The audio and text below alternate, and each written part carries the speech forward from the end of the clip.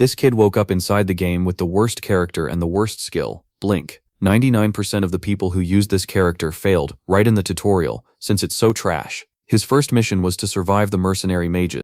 The problem with this skill is that the teleport is really short and it's still got a cooldown before you can use it again. That's why everyone fails the tutorial. But when he started teleporting, dodging attacks and climbing up the mountain, the mages got scared, not understanding how he was doing it. When he got cornered, the mercenaries charged at him, but the kid was really smart. Before they could get close, he calculated the exact 8.7 meters of distance and teleported right on top of them, slicing one guy's throat. The kid had this power completely figured out. The others tried to act smart, shooting spells from a distance. But the kid dodged, teleported straight up into the sky and dropped down, slicing through everyone like it was nothing. The last two were left in shock, wanting to know who that guy was and how he caused all that damage with a trash skill. Their leader pulled out his sword and said he'd handle it himself. The kid charged in without fear. When he was getting close, the leader unleashed an ice spell. The kid just vanished from in front of him and appeared behind his back, slicing the last mage's throat. The leader got furious because he was getting wrecked by a trash character and swore he'd rip his head off. The kid charged in again, threw a spear to distract him, and when the leader blocked it, the kid appeared right in his face with the sword already buried in his chest. No one had ever managed to do what he just did, but this kid was an addicted nerd who played this game 24/7 using that trash character. But after soloing a boss from an impossible dungeon, he got sucked into the game to make sure the story gets the right ending. Now that he's finally beaten the tutorial, this was the first time he killed real people. He takes a deep breath and decides to keep moving forward. He loots one of the dead guys and finds about 2 million wands. Not much, but it's enough to get started. With the enemies taken care of, Xiao reaches the edge of the abyss. On the other side there are some mages with carts, the same NPCs from this mission in the game. They ask if he can jump across, and Xiao says yes. He starts jumping from rock to rock, using Blink, like a pro player. The crowd on the other side is left with their jaws on the floor. A mage says that no one can control Blink's direction and distance like that. In the middle of the crossing, 2 surviving enemies throw magic straight at him. A lightning bolt hits Xiao's rock and he loses his balance, falling straight into the abyss. In desperation, he throws out a Blink in midair and barely manages to grab onto the edge. Just when it looks like he's about to get dragged down, a giant blue lightning bolt comes from the other side and blocks the last attack for him. An ice and lightning combo, perfect and without using any mana at all. Xiaobei is left totally lost and confused, until he sees it was the girl with the sad eyes that he had already noticed before. He finishes the crossing, walks up to her and thanks her for the help. She turns her back and says she doesn't want a cookie. He smiles to himself. It's the nicest voice he's ever heard, even if she acts pretty stiff. Then his mind goes back to the people chasing him. He figures they were bandits who had been raiding nearby villages, and from what he knows, most of those attacks are tied to a dark demon cult. Looking across the canyon, Xiao realizes the chase ended the second he entered the mage's territory. The dark followers won't come any farther. Then it hits him. His pursuers never knew who he really was. A system window appears in front of him. It says Episode 2 has begun. Enroll in the Stella Academy. Xiaobei stares at the message, wondering if Episode 2 really started already. At least this one sounds simple enough. The window shows the name of the school, Stella Academy. His face twists right away. He really doesn't want to go back to school at his age. Later, a carriage moves along the cliffside. A hooded driver guides it forward. Meanwhile, the hero dozes off. Sleep pulls him deeper, and he sees a memory. A little boy calls out to his mother and says that one day he'll become a magician. She smiles, calls him Xiaobei, and tells him that he will. In his hands is an old magic textbook his parents had to save up a long time to buy. He studies it with all his focus and promises to work hard and make them proud. After he falls asleep over the book, his mother gently covers him with a blanket. The memory shifts. Standing beside her son, she asks a doctor if the boy really has monoleic syndrome. The child looks crushed, and the hero realizes this must be a memory from the game character BQ. Xiao Al. The boy grips his shirt tightly. He starts crying and wipes his tears with his fists. That's when the hero understands these memories belong to him now too. The boy's eyes snap open, and the young man wakes up, clutching his head. He glances to his left and notices something. Morning has come. The young man sitting across from him greets him and says he was just about to wake him. They'll be in Lizowice soon, the satellite city of Arcanium. The cart keeps rolling. Soon someone suggests a break, and people climb down to walk beside the vehicle. The hero stretches after sleeping. Then he spots someone familiar. It's the same girl from before. He stares at her in surprise. She turns away again. Xiao Bao smiles, thinking she's still acting ice-cold toward him. Still, he feels better now. Earlier he was worried, but he likes that this era feels closer to modern times than the Middle Ages. Xiao remembers that Aetha has magic, but its safe cities also have trains, flying ships and portals for long-distance travel. Right now, the group is heading to Lizowice to board one of those flying ships. That city lies on the route to Arcanium. This episode takes place in the city of magic itself. a place with famous magic towers, mage knight orders, and 5 top academies. And the strongest of them all is Stella Academy, known for its powerful mages and brilliant students. Arms crossed, he thinks about how Stella is packed with nobles and geniuses from all over the world. He still can't figure out how Xiao got accepted there. Then he remembers he still hasn't checked his abilities. A status window appears. Mana Leakage Syndrome. Level 1. Strength +3, Agility +5, Sensitivity +10. Sixth Sense activates through mental power, detects mana within 12 meters, and triggers detection acceleration automatically when danger appears. Looking it over, he realizes Sixth Sense and detection acceleration are the only reasons he's still alive. The memory of him as a child beside his mother flashes through his mind again. Mana Leakage Syndrome is a curse trait that stops him from storing mana in his body. But that same syndrome lets him sense mana around him with his Sixth Sense, and even feel attacks coming from outside his field of view. Detection acceleration lets him experience fast threats, as if time slows down, especially when attacks move too quickly for a normal person to notice. It's vital for Soul since he can't use mana, but he can only keep it up for a short time, and the mental backlash is severe. Soul looks ahead, a little downcast, and opens his stats. The window shows Strength 59, Sensitivity 97, Agility 81, Durability 51, Endurance 97, Mind Power 43, Mana 0, Remaining Experience 10, Skill, Blink Level 0, Trait, Mana Leak Syndrome Level 1. For starting stats, that's actually pretty solid. As he looks through them, he guesses the original Soul had lower sensitivity, but his own player-built progress must have carried over a little. He also remembers Aetherworld doesn't use just one simple level. Skills have levels, while stats are ranked by stars, and 9 stars is almost impossible to reach. He thinks back on playing for over 10 years. His best ever was 8 stars in stamina and sensitivity. Now sensitivity matters most, since it improves his Sixth Sense and reaction speed. As he taps through the status screen, he realizes endurance and flexibility can be raised in other ways too. After checking sensitivity, toughness, and mental strength again, he decides he's done for now. The real problem is still Monoleak Syndrome. If he doesn't build the right stats, he won't last long. He needs to reach the secrets of natural physique fast, and Stella Academy is where he can strengthen this condition. So he accepts it. Enrolling in Stella Academy is his only option. It's the only path to curing his syndrome and stopping the end of the world. Even so, he really doesn't want to go, and starts wishing for something that could solve this whole problem. Then another message pops up. He has several missed notifications. He's shocked he didn't notice them sooner. One of the young men by the cart calls out that it's time to move. He answers that he's coming. As a hooded girl passes by, he decides to check those missed messages later. For a brief moment, a blue-haired woman looks at him with a hint of sadness. Soon they reach the flying ship. Several young men are already aboard, when an announcement says the ship is leaving for Arcanium, and all passengers should take their seats for safety. The young man looks around, clearly surprised. 2 boys grin at him. One tells the other to look at the idiot staring around like a lost kid. The other guesses he's never been on a flying ship before, and must be some villager. Then they wonder why Stella Academy lets peasants ride its ships at all. Hearing that, he turns toward them. 3 well-dressed young men stare back. One says the most famous school in the world is ruining its name by letting weird people in. Xiaobei glares at them, annoyed, but he just sighs and looks away, thinking kids are cruel no matter where you go. One of them immediately shouts after him, asking if that sigh was aimed at them. The boy with the red tie glares at his back and calls him rude, then he yells for him to stop. All of a sudden, the young man notices something off to his right and turns, asking what's going on and why everyone got so loud. He's stunned. A girl stands there with a huge red bow around her neck. Someone whispers that this is Princess Hong Bian. Hearing the name, Buckle turns too, clearly caught off guard. It's Hong Bian, Adelpit, the princess of the Adelpit kingdom. She walks right past the group of young men. The purple-haired boy quickly puts a hand to his chest and greets Her Highness. Hong gives him a cold, proud look and he instantly gets nervous. She keeps going, leaving the guy to let out an awkward sound. Hong Bian stops near Buckle by the stairs. The boys she brushed off stare after her, all excited. Then she passes by MC2. Watching her, he realizes he's looking at this world's main villain. Buckle knows Hong Bian is one of the game's main heroines. She always clashes with the protagonist, and no matter the route, she dies in the end, sometimes horribly. In some paths, she's killed outright. In others, the whole academy turns on her until she's expelled. There's even a route where she goes through something so humiliating that she never shows herself in public again. It almost feels like the developers had a grudge against her. He looks uneasy. He's heard she's very popular with male players, and he gets why. But he also feels like she'd kill him if he tried talking to her. A hand goes to his stomach. Buckle figures he's probably just hungry. He stops by a snack counter. A jar is in his hands.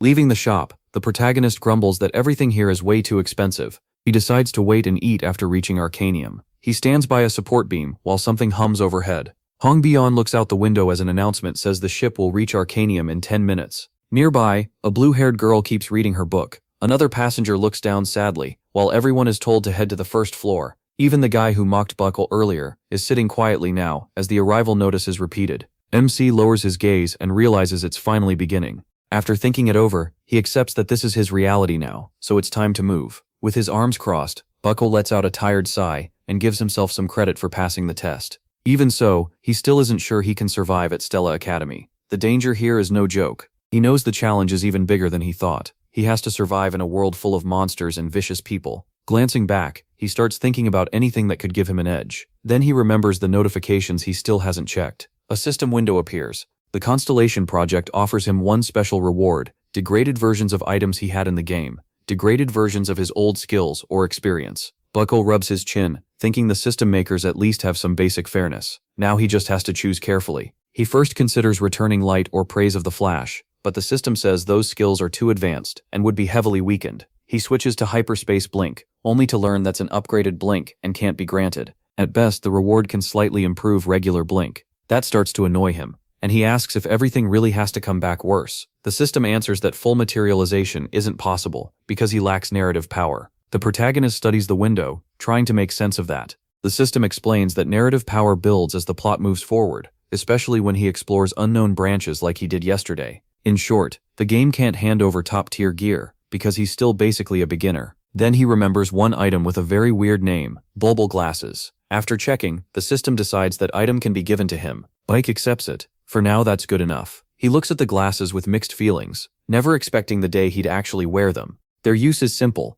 They store all the information he gathers in the game. In Aetherworld, remembering every monster, material, and bit of knowledge was nearly impossible, so players made tools like this to keep track of everything. MC puts the glasses on. Remembering he used similar tricks before, his eyes widen. The item card pops up. No class listed. The description jokes that if you can't remember what you ate for lunch, these glasses will save anything you've seen or heard. Their special functions are bulbul folder and printing, but they need mental power to use. Bike tells the system to open the folder, and it does. The glasses can sort information on alchemy materials, hunting grounds, dungeons, monsters, and characters. Seeing all those categories, he is relieved. Since this world is now real to him, there's no promise he'll easily find the resources he needs. Still looking down, he realizes these glasses might help him recover at least half of what he once had. Then someone nearby says the name Ezel. It's the blue-haired girl with the book. Someone calls her Ezel Malf, the eldest daughter of the traitor Duke Malf. She looks miserable. One person asks how she dares show up here, while another hushes them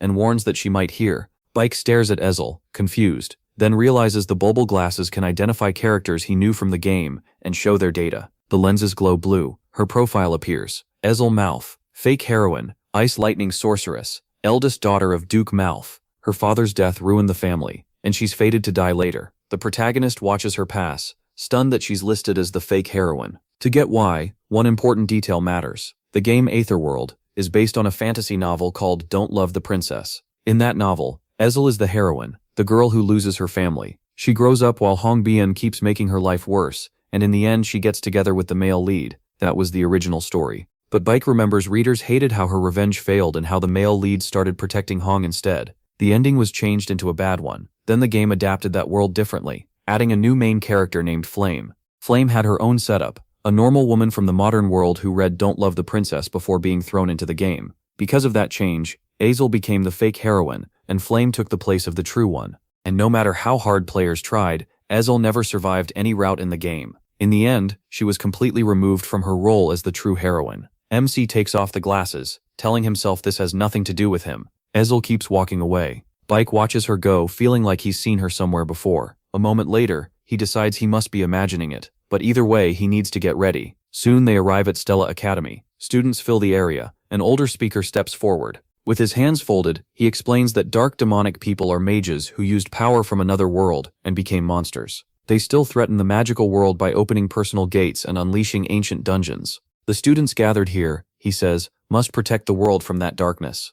Two girls just giggle through it, calling the speech boring. Bike stares ahead, while the old man announces the oath ceremony for the 4 top-scoring students. He also calls the freshman representatives to the stage. Several students start heading up, including a pink-haired girl. They line up on the podium. Looking at them, he thinks they practically glow, exactly what you'd expect from the main characters. Xiaobei's eyes lock on the student who stands out the most. The old teacher introduces him as Ma, the freshman representative. The other students start whispering right away. He got the top score, and somehow he's handsome too. Xiaobei keeps staring. So this really is the famous Ma. Ma is the kind of person who seems born above everyone else. His mana is rated at 9 stars, putting his talent close to godlike, and in theory, he can control every element in this world. While Mike stands there looking completely distant, Tian thinks he may never reach the true ending, but he can still avoid the worst ones. To do that, having Ma on his side would help a lot. Tian stays focused, then his eyes move to the girl with the bow in her hair. He knows Flame is the real key here. Everything depends on what Flame does next. Since she came from the same world he did, he wants to reach out, but if she sees him as an enemy, that could get messy fast. Still, Tian figures he has the advantage because he knows more. Flame came from fantasy romance novels, while he came from fantasy romance games, and that difference might matter. As he raises his right hand for the oath, Tian knows his place in this story is tiny, not even as useful as a village shop NPC. A thought hits him hard. He remembers the heroine's special gift. She can purify dark demonic people, and also boost the people fighting beside her. Just staying near her should help him. So Tian decides his best role is simple: support the main cast from a distance and avoid getting too close. He quietly thinks it over. Applause fills the room, and the old teacher brings the entrance ceremony to a close. A system window pops up. Episode 2, Enroll into the Stella Academy, is complete. After that, academy life begins. Soon the students are seated in class. Tian feels strangely out of place. It's been years since he finished university, so being back in a classroom is weird. He glances to the side. There's a watch in his hand, and to his surprise, the feeling is actually kind of nice. To him, this watch makes everything better. It proves he's a student at the top magic academy, and that status gets better treatment than most warrior mage licenses. He slips it into his pocket, already eager to use it, and just as eager to go explore. Then the door opens. A strict young teacher steps in and tells everyone to sit down. The exam is starting now, so all items must be put away except writing tools, and anyone with glasses has to hand them over for inspection. Xiaobei stays calm, but he does think it's pretty weird to have a test right after the entrance ceremony. Then again, Stella Academy is tougher than most Korean universities. Here, exams start on day 1. This one is the class organization exam, meant to sort students into classes. With that, the teacher orders them to begin. Xiaobei looks down at the test paper in front of him, and immediately breaks into a sweat. He can't understand a thing on it.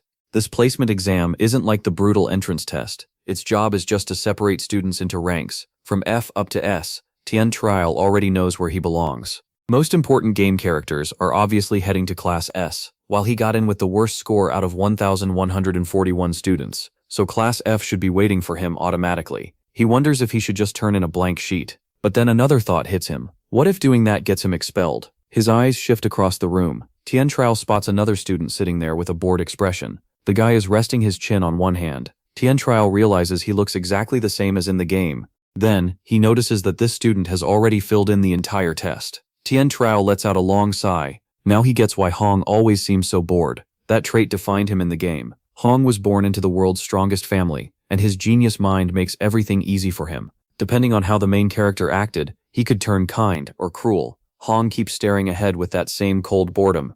Hong keeps staring ahead with that same cold boredom. Hong cold boredom. Hong cold also knows Hong would draw the attention of dark demonic people, since they're always looking for ways to hurt ordinary humans. Watching him, Tian Trial thinks Hong's biggest issue is his family. Looking back at his own exam, Tian can't help comparing himself to these geniuses. Then an idea pops into his head. Maybe the bulbul glasses can help here too. As a player, he used them all the time in the library to gain extra skills. He pulls the glasses from inside his jacket and decides he has nothing to lose by trying. But the young teacher immediately notices and asks, annoyed, what kind of glasses those are. With a stern look, he reminds Tian Trial that glasses were supposed to be checked before the test. Tian Trial remembers that warning now. The teacher takes the glasses and says he'll inspect them. He studies them with a frown. Tian Trial grows tense. If the teacher detects magic, he could get kicked out of the academy. He looks up nervously. Then a system message appears. The missing part of the bulbul glasses has been found, and he can choose to accept it or refuse. Horrified, Tian Trial begs the system to stay quiet and do absolutely nothing. The teacher keeps checking the glasses, then says he can't sense any mana from them. He gives them back and warns Tian to report things like this beforehand. Next time, Tian Trial takes them with a smile and quickly agrees. Inside, he knows he got lucky. If the glasses still had all their original functions, he'd be in serious trouble. He puts them on. The moment he looks at the test again, all the right answers become visible. To Tian, it feels like hitting the jackpot. He starts writing fast, but another worry creeps in. If he scores too high, he might not land in Class F at all. He could end up in a much higher class. Even so, he keeps writing, pleased with himself. Then the teacher suddenly announces that time is up and orders everyone to hand in their papers. Tian Trial stares in shock. He jumps from his seat as pages scatter around him. With the teacher standing there, arms crossed, Tian Trial realizes he only answered 3 questions. The teacher starts checking the collected papers. Then his expression changes in surprise. Tian Trial takes off his glasses, thinking there goes his chance to avoid Class F. But then he freezes too. The teacher suddenly shouts for him to hand over the glasses again. Tian Trial, stunned, asks him to repeat that. Rubbing his chin, the teacher inspects the glasses once more and mutters that this makes no sense. He orders a student to bring Dr. Grahan immediately, and the student runs off at once. Xiaobei stands there with his mouth open. He has no idea what raised suspicion. He was careful with every move, so is he really about to get exposed now? A door opens. Someone asks Dr. Grahan what he thinks. The bearded professor of magic engineering stares at the glasses in surprise. Standing between the 2 teachers, Xiaobei listens as Dr. Grahan says, "The real issue is that the student solved this question at all." The younger teacher asks if he cheated, but the professor says no, there are no signs of cheating, no mana from the glasses, and no magic from any of the boy's belongings. As far as he can tell, Xiaobei solved it himself. Xiaobei keeps the most innocent face he can manage. Dr. Grahan chuckles, puts a hand on his shoulder, and says this is unbelievable. He never expected to see something like this in his life. Then he tells Professor Li Hanwal to apologize, and make sure to teach the boy properly. The young teacher agrees. Li Hanwal lowers his head and apologizes for the mistake. Xiaobei smiles and accepts, saying he hopes it won't happen again. In his head though, he knows he really did cheat, and just got absurdly lucky. If the glasses had still worked the way they originally did, he would have been caught for sure. Later, the matter continues elsewhere at the academy. They stop at a door. Inside the office, a young man and a middle-aged woman look over the students' exam papers. One answer is marked with red ink. Li Hanwal studies the test sheet, and the woman calls to him. He raises his head. A fellow professor walks over and asks if these really are this year's freshman exams. Li Hanwal says yes. She folds her hands and says she heard this year brought a lot of unusual freshmen. This is Professor Adeltamon, a member of Stella Academy's Council of Elders. Li Hanwal gives an easy answer. Obviously, yes. He says one standout first year is Hong, the princess of Edelbit from the Kingdom of Flame, heir to the most famous fire magic family. Another is Jeremy Scalfin, prince of the Scalfin Empire. He earned that title at just 12 through pure talent, and even beat his older brothers in the race for the throne. There is also Hewang Raoyong, heir to the master of the Magic Tower, and representative of the world's greatest full moon tower. Professor Adeltamon covers her mouth and says writing questions for gifted nobles must have been hard. She's sure this year's exam had some very interesting problems. Looking at the papers, Li Hanwal says he's glad she liked the questions he prepared. His gaze sharpens. As Adeltamon pointed out, this year's test included 3 new question types. They were especially hard for students trained in the usual way, and each one was a trap. He thinks back to the students struggling. Li Hanwal thinks the old age of magic built on memorizing theory is ending. Quick judgment and creative thinking matter now. Still,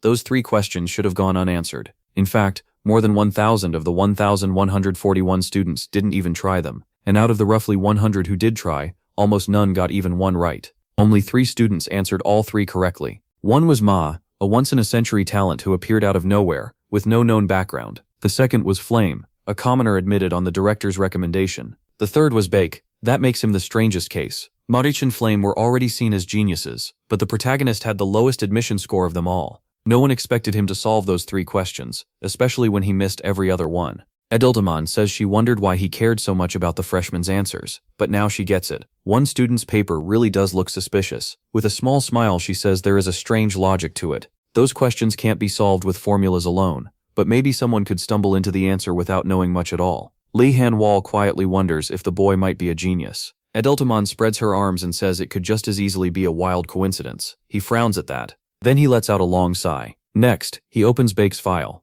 A separate note catches his eye. The student was granted special approval because his control over the blink skill is truly exceptional. Li Hanwal still isn't sure that's enough to explain why the principal sent a personal invitation to join the academy. He murmurs to himself. Looking at MC's photo, he recalls that the boy plans to become a battle mage, focused on blink. Soon enough they'll learn whether this was luck, or whether MC really is special. Later, several female students gather nearby. Students crowd around the class assignment lists, talking excitedly. One of them jokes that if he doesn't get placed he won't be allowed to go home. He lowers his eyes, annoyed that he has to check this by hand. In the game, one mouse click would have done it. Everyone stays packed around the posted lists. Then someone reacts in surprise. Bake hears his name from behind and turns. A student eyes him darkly, while others whisper. Someone says the protagonist got a 0 in the magic application part of the entrance test. Another can't believe a person like that got into Stella Academy at all. A third starts questioning the school's standards. MC decides he'll just check his class and leave. He doesn't care what they think. The E and F class lists are posted on the wall.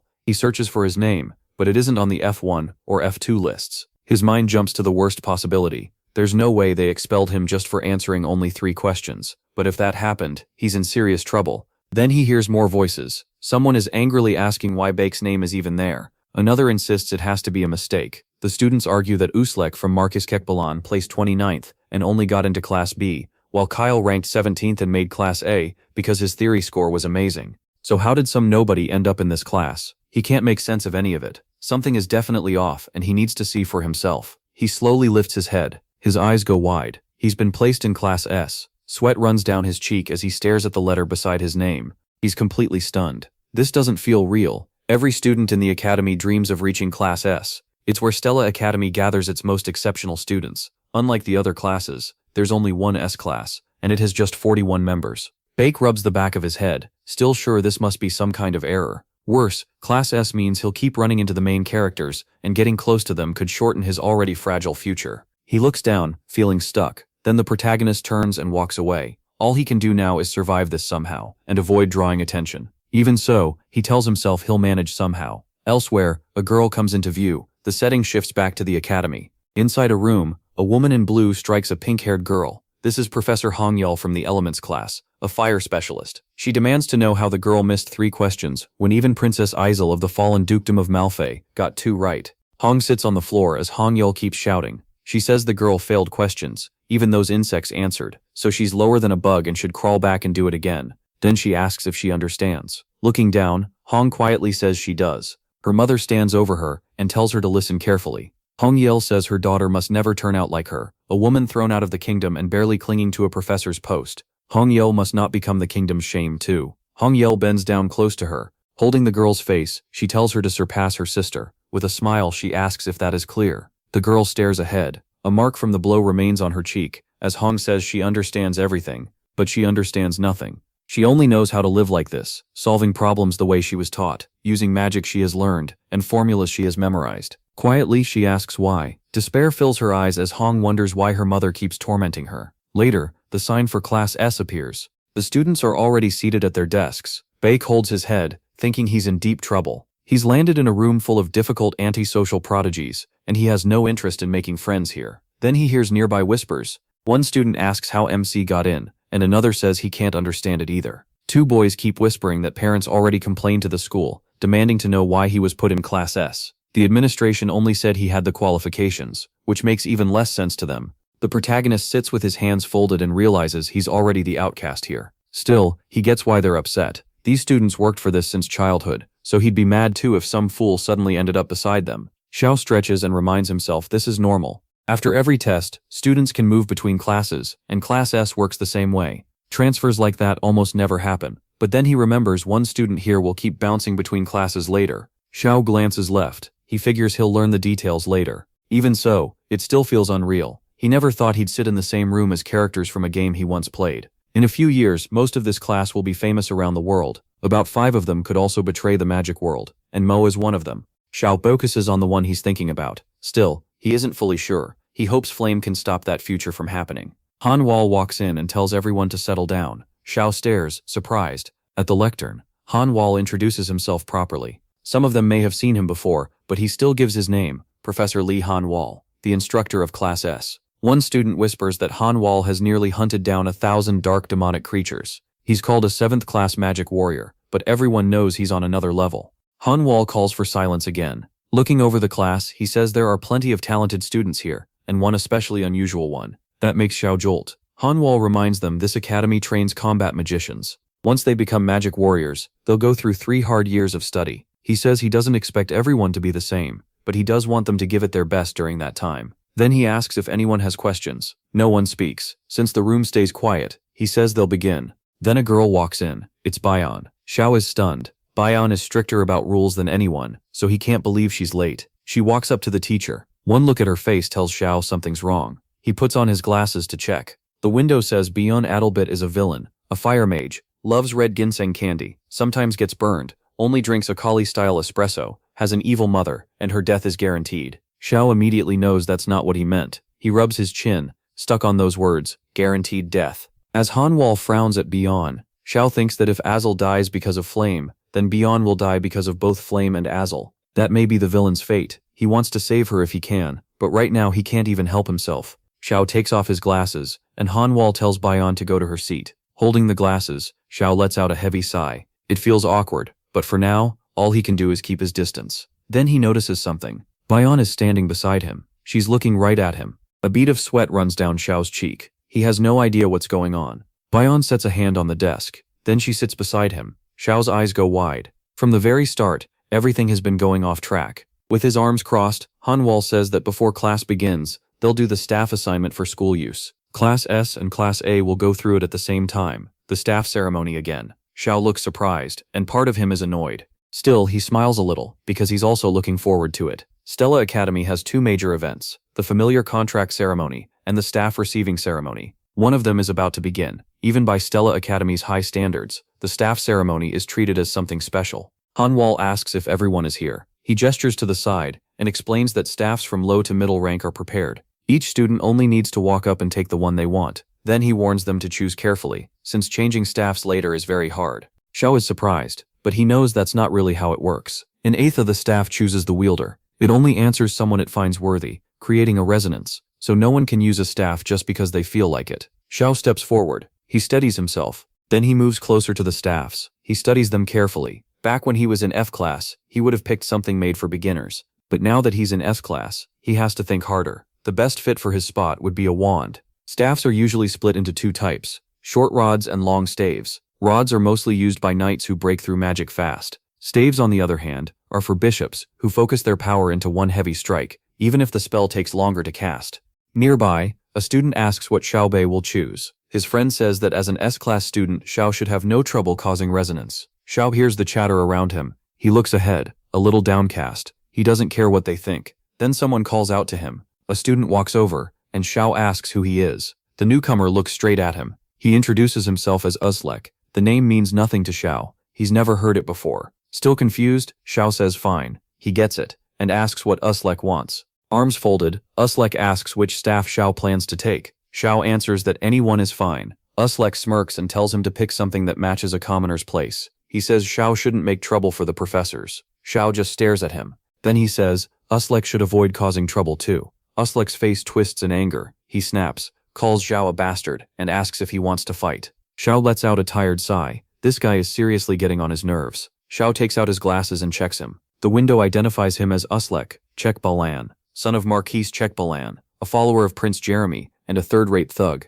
Xiao slips the glasses back into his jacket. That still doesn't feel like enough information. He wonders what makes this guy special. Uslek keeps glaring and gets even angrier, pointing off to the side. He says he's taking that one, so Xiao better watch himself. Xiao follows his finger and spots the staff. It's Edmeri Adamiri. Just the name sounds strange enough to stand out. Xiao knows that weapon is high grade. A mid-high class staff is usually meant for professional magic warriors. For students, even talented ones, mid-low class should normally be the limit. In fact, even real magic warriors struggle with mid-low class staffs. Then Xiao notices another glowing staff nearby, also mid-high class. It's not really here to be chosen, it's here to show off. Hanwal tells each student to stand in front of the staff they want. Students begin stepping into place. More of them do the same. One student reaches for a staff. A strong flash bursts out nearby. Someone yells in shock that Han and Amakotan is a middle-class staff. Another points out that Prince Scalvin also chose a middle-class one. Xiao and Uslek then hear that Princess Hong chose Suavir Lahavan, which is middle-class too.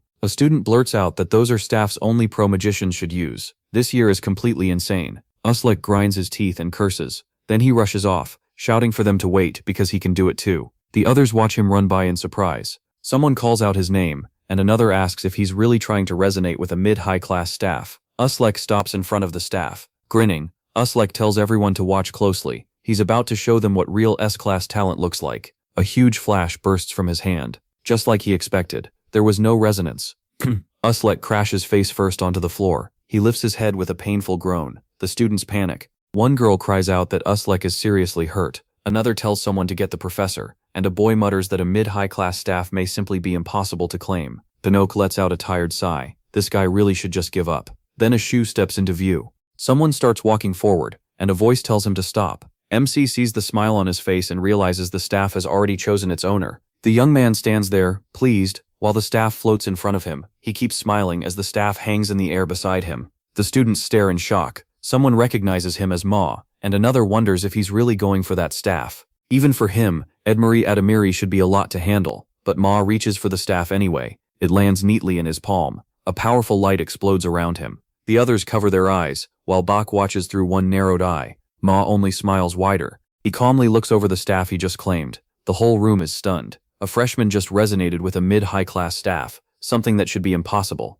Bach sighs softly. To him this was completely expected. Smiling at the staff, he knows a lot more people are about to learn how gifted Ma really is. Then the protagonist glances to his right. The other boy looks back at him, a little uneasy. MC smiles, his eyes narrow in irritation. Something here feels off. Still, he remembers there was another mid-high class staff, Terabin. Then he notices a girl he recognizes, and realizes this is where the path splits. She's holding a staff, and Baek remembers her clearly. If Dark gets Edmari Adamiri, Hong will take interest in her for her genius. That choice would open one route for Ma and Hong, but if she takes the other staff, everything changes. The protagonist needs Dark to draw Hong to his side. He stares ahead, looking troubled. Dark walks past him toward the staff floating in the air. She says she thinks she found what she needs. Baek studies her face. Then he looks at the staff and realizes she's heading for Terabin. MC watches closely, trying to guess what she'll do. Dark steps up to the staff. Her face looks distant, almost blank. Baek stares hard, silently begging her to take Terabin so Hong will notice her. She stops right in front of it. If she takes it, everyone's chances at a better ending go up. But Dark walks right past it. He hums in confusion. She doesn't even seem interested in Terabin. The protagonist can't make sense of it. Doesn't she know what this staff is? Mouth slightly open, he guesses she just doesn't have enough information. Either way, this is bad. Bach thinks Dark, as the game's main character, should be able to resonate with any staff. If she picks some random one, who knows what that will change. Grinding his teeth, he realizes they could lose several good story routes. He leans forward a little. At this point, he has no choice but to steer her toward the staff he wants. MC fixes his eyes on her. Dark keeps walking away. Baek activates Blink. In an instant, he appears right behind her. Dark looks up, startled. She turns around in confusion, unable to figure out when he got there. He gives an awkward little laugh. Standing beside her, he says he was just curious which staff she planned to choose. She asks why that matters, and he explains that she looked a little lost, so he wanted to help. Dark coldly tells him it's none of his business. She turns away, says goodbye, and starts walking off. Baka tries to stop her, scratching his cheek. He feels something is definitely wrong. Dark is supposed to be friendly and easy to get along with. The protagonist remembers her smiling and chatting with other students. He can't understand why she's acting so cold now, but he can't back off. His life depends on this. He calls out for Dark to stop. She looks back, and Bach says he only wants to help her choose a staff. Dark snaps that he should mind his own business, but he insists there's one here that would suit her perfectly. Her face makes it clear she's annoyed. Dark demands to know what he could possibly know about staffs. MC has no idea what he did wrong. Doesn't she want free help? Forcing a smile, he says he's heard a lot about Dark. Then he points to his left and asks if she wants that staff. She looks at it and asks if he means Terabin. Smiling, Bach says yes, that's the one. Then his eyes suddenly go wide. He hears a strange sound and wonders what it is. A second later, the shock hits him. Bach squints and mutters that it nearly scared him. A hand is gripping the staff. Then he realizes it's his own hand. His eyes go wide again. He can't understand what just happened. Why is the staff in his hand? Terabin was supposed to go to Dark. He stares at it in disbelief and curses. Then, somehow a smile starts to form on his face. Dark stands behind him, looking downcast, and Bach turns toward her. She almost seems to be smiling. All he can think is, why? Sweating, the protagonist says nothing happened, even though he knows he messed this up terribly. Later, two girls walk by the academy building. Another girl appears nearby, and one student excitedly starts sharing the latest news. The girl listens in silence. A boy says that this year, 2 students managed to claim and resonate with mid-high class staffs. His friend can't believe it. Only 5 people in history had ever done that, and now 2 more showed up at once. They keep talking. One says that strangely, one of those students used only Blink in the magic manifestation exam. The other is baffled. Blink is just basic magic, and his parents always called it trash. So how did that happen? The girl keeps staring ahead without a word. She heads toward the self-study hall. The building comes into view. Walking down the corridor, she notes that things have finally gotten a little quieter. Even so, the rumor is all over the academy. 2 first years got mid-high class staffs. It spread instantly, and she still can't make sense of it. She remembers Bach holding that staff. The thought leaves her stunned. It just doesn't feel real. MC took Terabin. Who even is he? Meanwhile, MC himself is still glaring at the staff in anger. She had read the original novel 3 times before ending up here, and he never appeared in it at all. Nobody should have been able to casually take Tarabe, so how did he resonate with it so easily? She presses her lips together, feeling like he was just showing off in front of her. Bach smiles and rests the staff on his shoulder. She brushes her hair back and decides there's no point thinking about it right now. Then someone behind her calls out, "Dark." A blonde girl walks up with two others and asks if Dark is heading off to study alone again. Dark glances back at them. A satisfied smile spreads across her face. Smiling, Dark calls them children and jokes, asking if they really think she's some kind of study freak. The blonde says no, but Dark always claims she has nothing to do and then goes off to study anyway. Dark denies it, and one of the girls asks why she keeps calling them children when they're all the same age.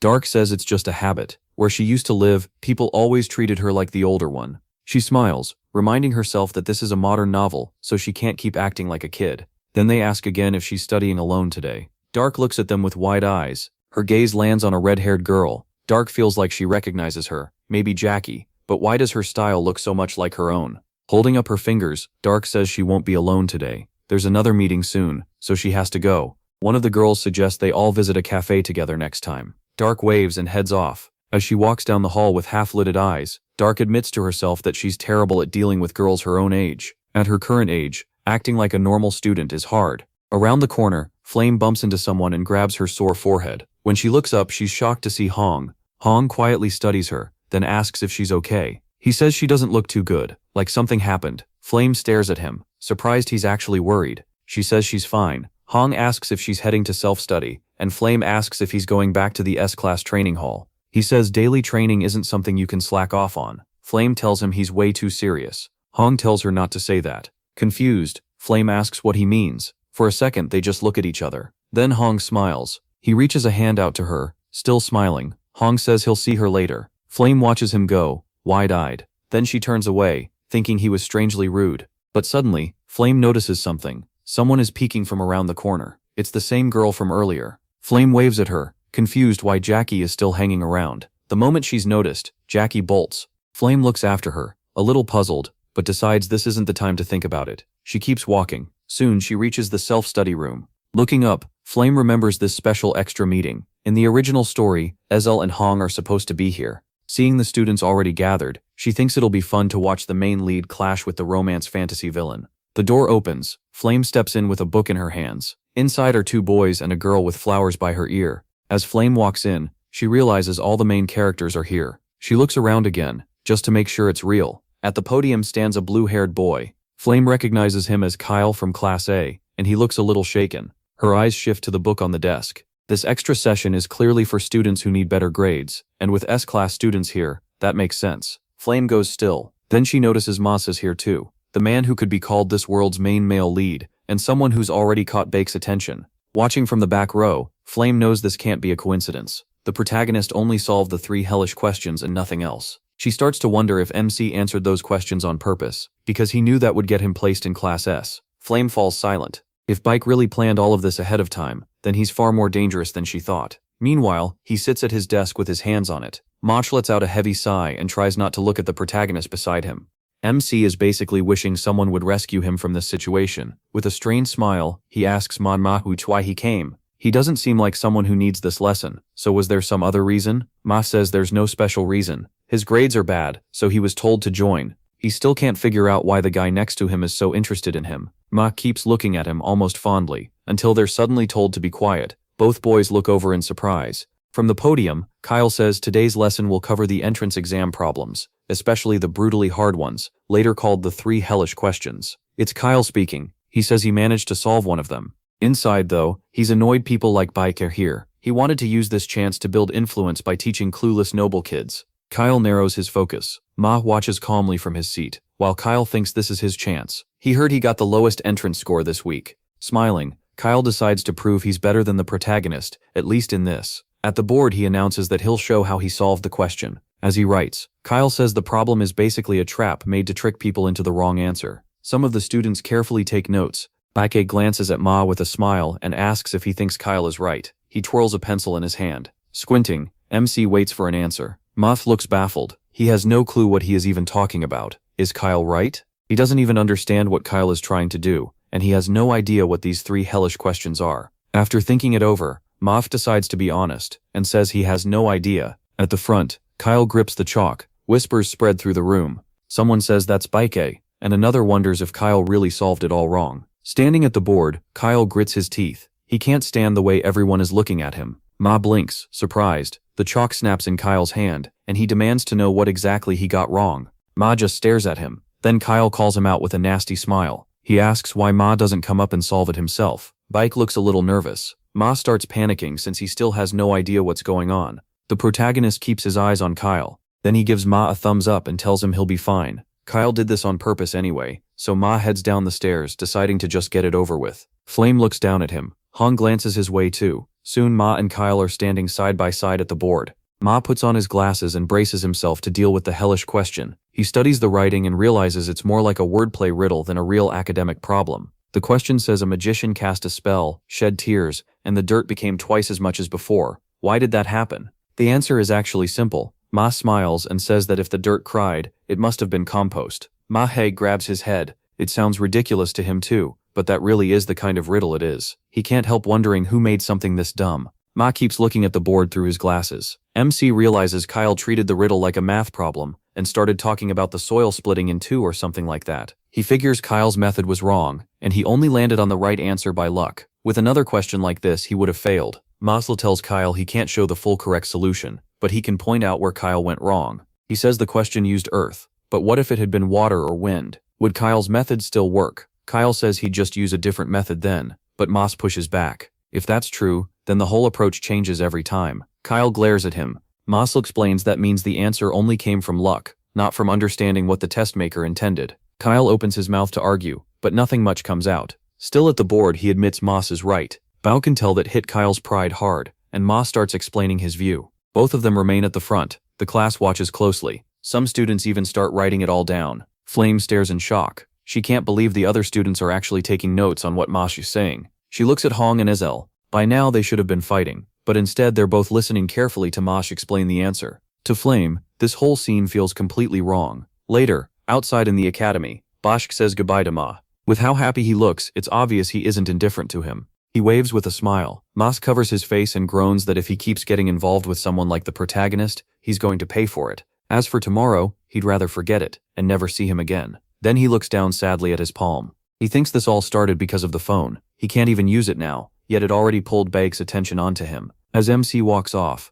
Ma still can't understand why he approached him. No one in the story was supposed to use that except Flame. Then Ma notices a red-haired girl. She's standing there with a blank, distant look. Looking more carefully, he realizes it's Hong, and she seems to be waiting for someone. Moss tries to slip past her fast, figuring this has nothing to do with him and he shouldn't even say hello. But Hong calls out to him anyway. He freezes in surprise. He turns to Hong, shocked that she wants to ask him something. Staring at her, he asks what she wants to know. Hong asks why he didn't explain the answer sooner. Sol thinks there was nothing to explain. How do you make sense of a nonsense question? They stand there side by side, rubbing the back of his neck. Xiaobei says she's got the wrong idea. He really just had nothing to say. Hong blinks in surprise and parts her lips. With her arms folded, Hong guesses he just didn't want to reveal his method in a place like that. Xiaobei knows that's not it at all. Before he can answer, Hong offers to pay him. That makes his eyes go wide. Still standing in the hall, he asks her to repeat that. She does, saying she'll pay well. No matter how weird his method is, she wants to hear it.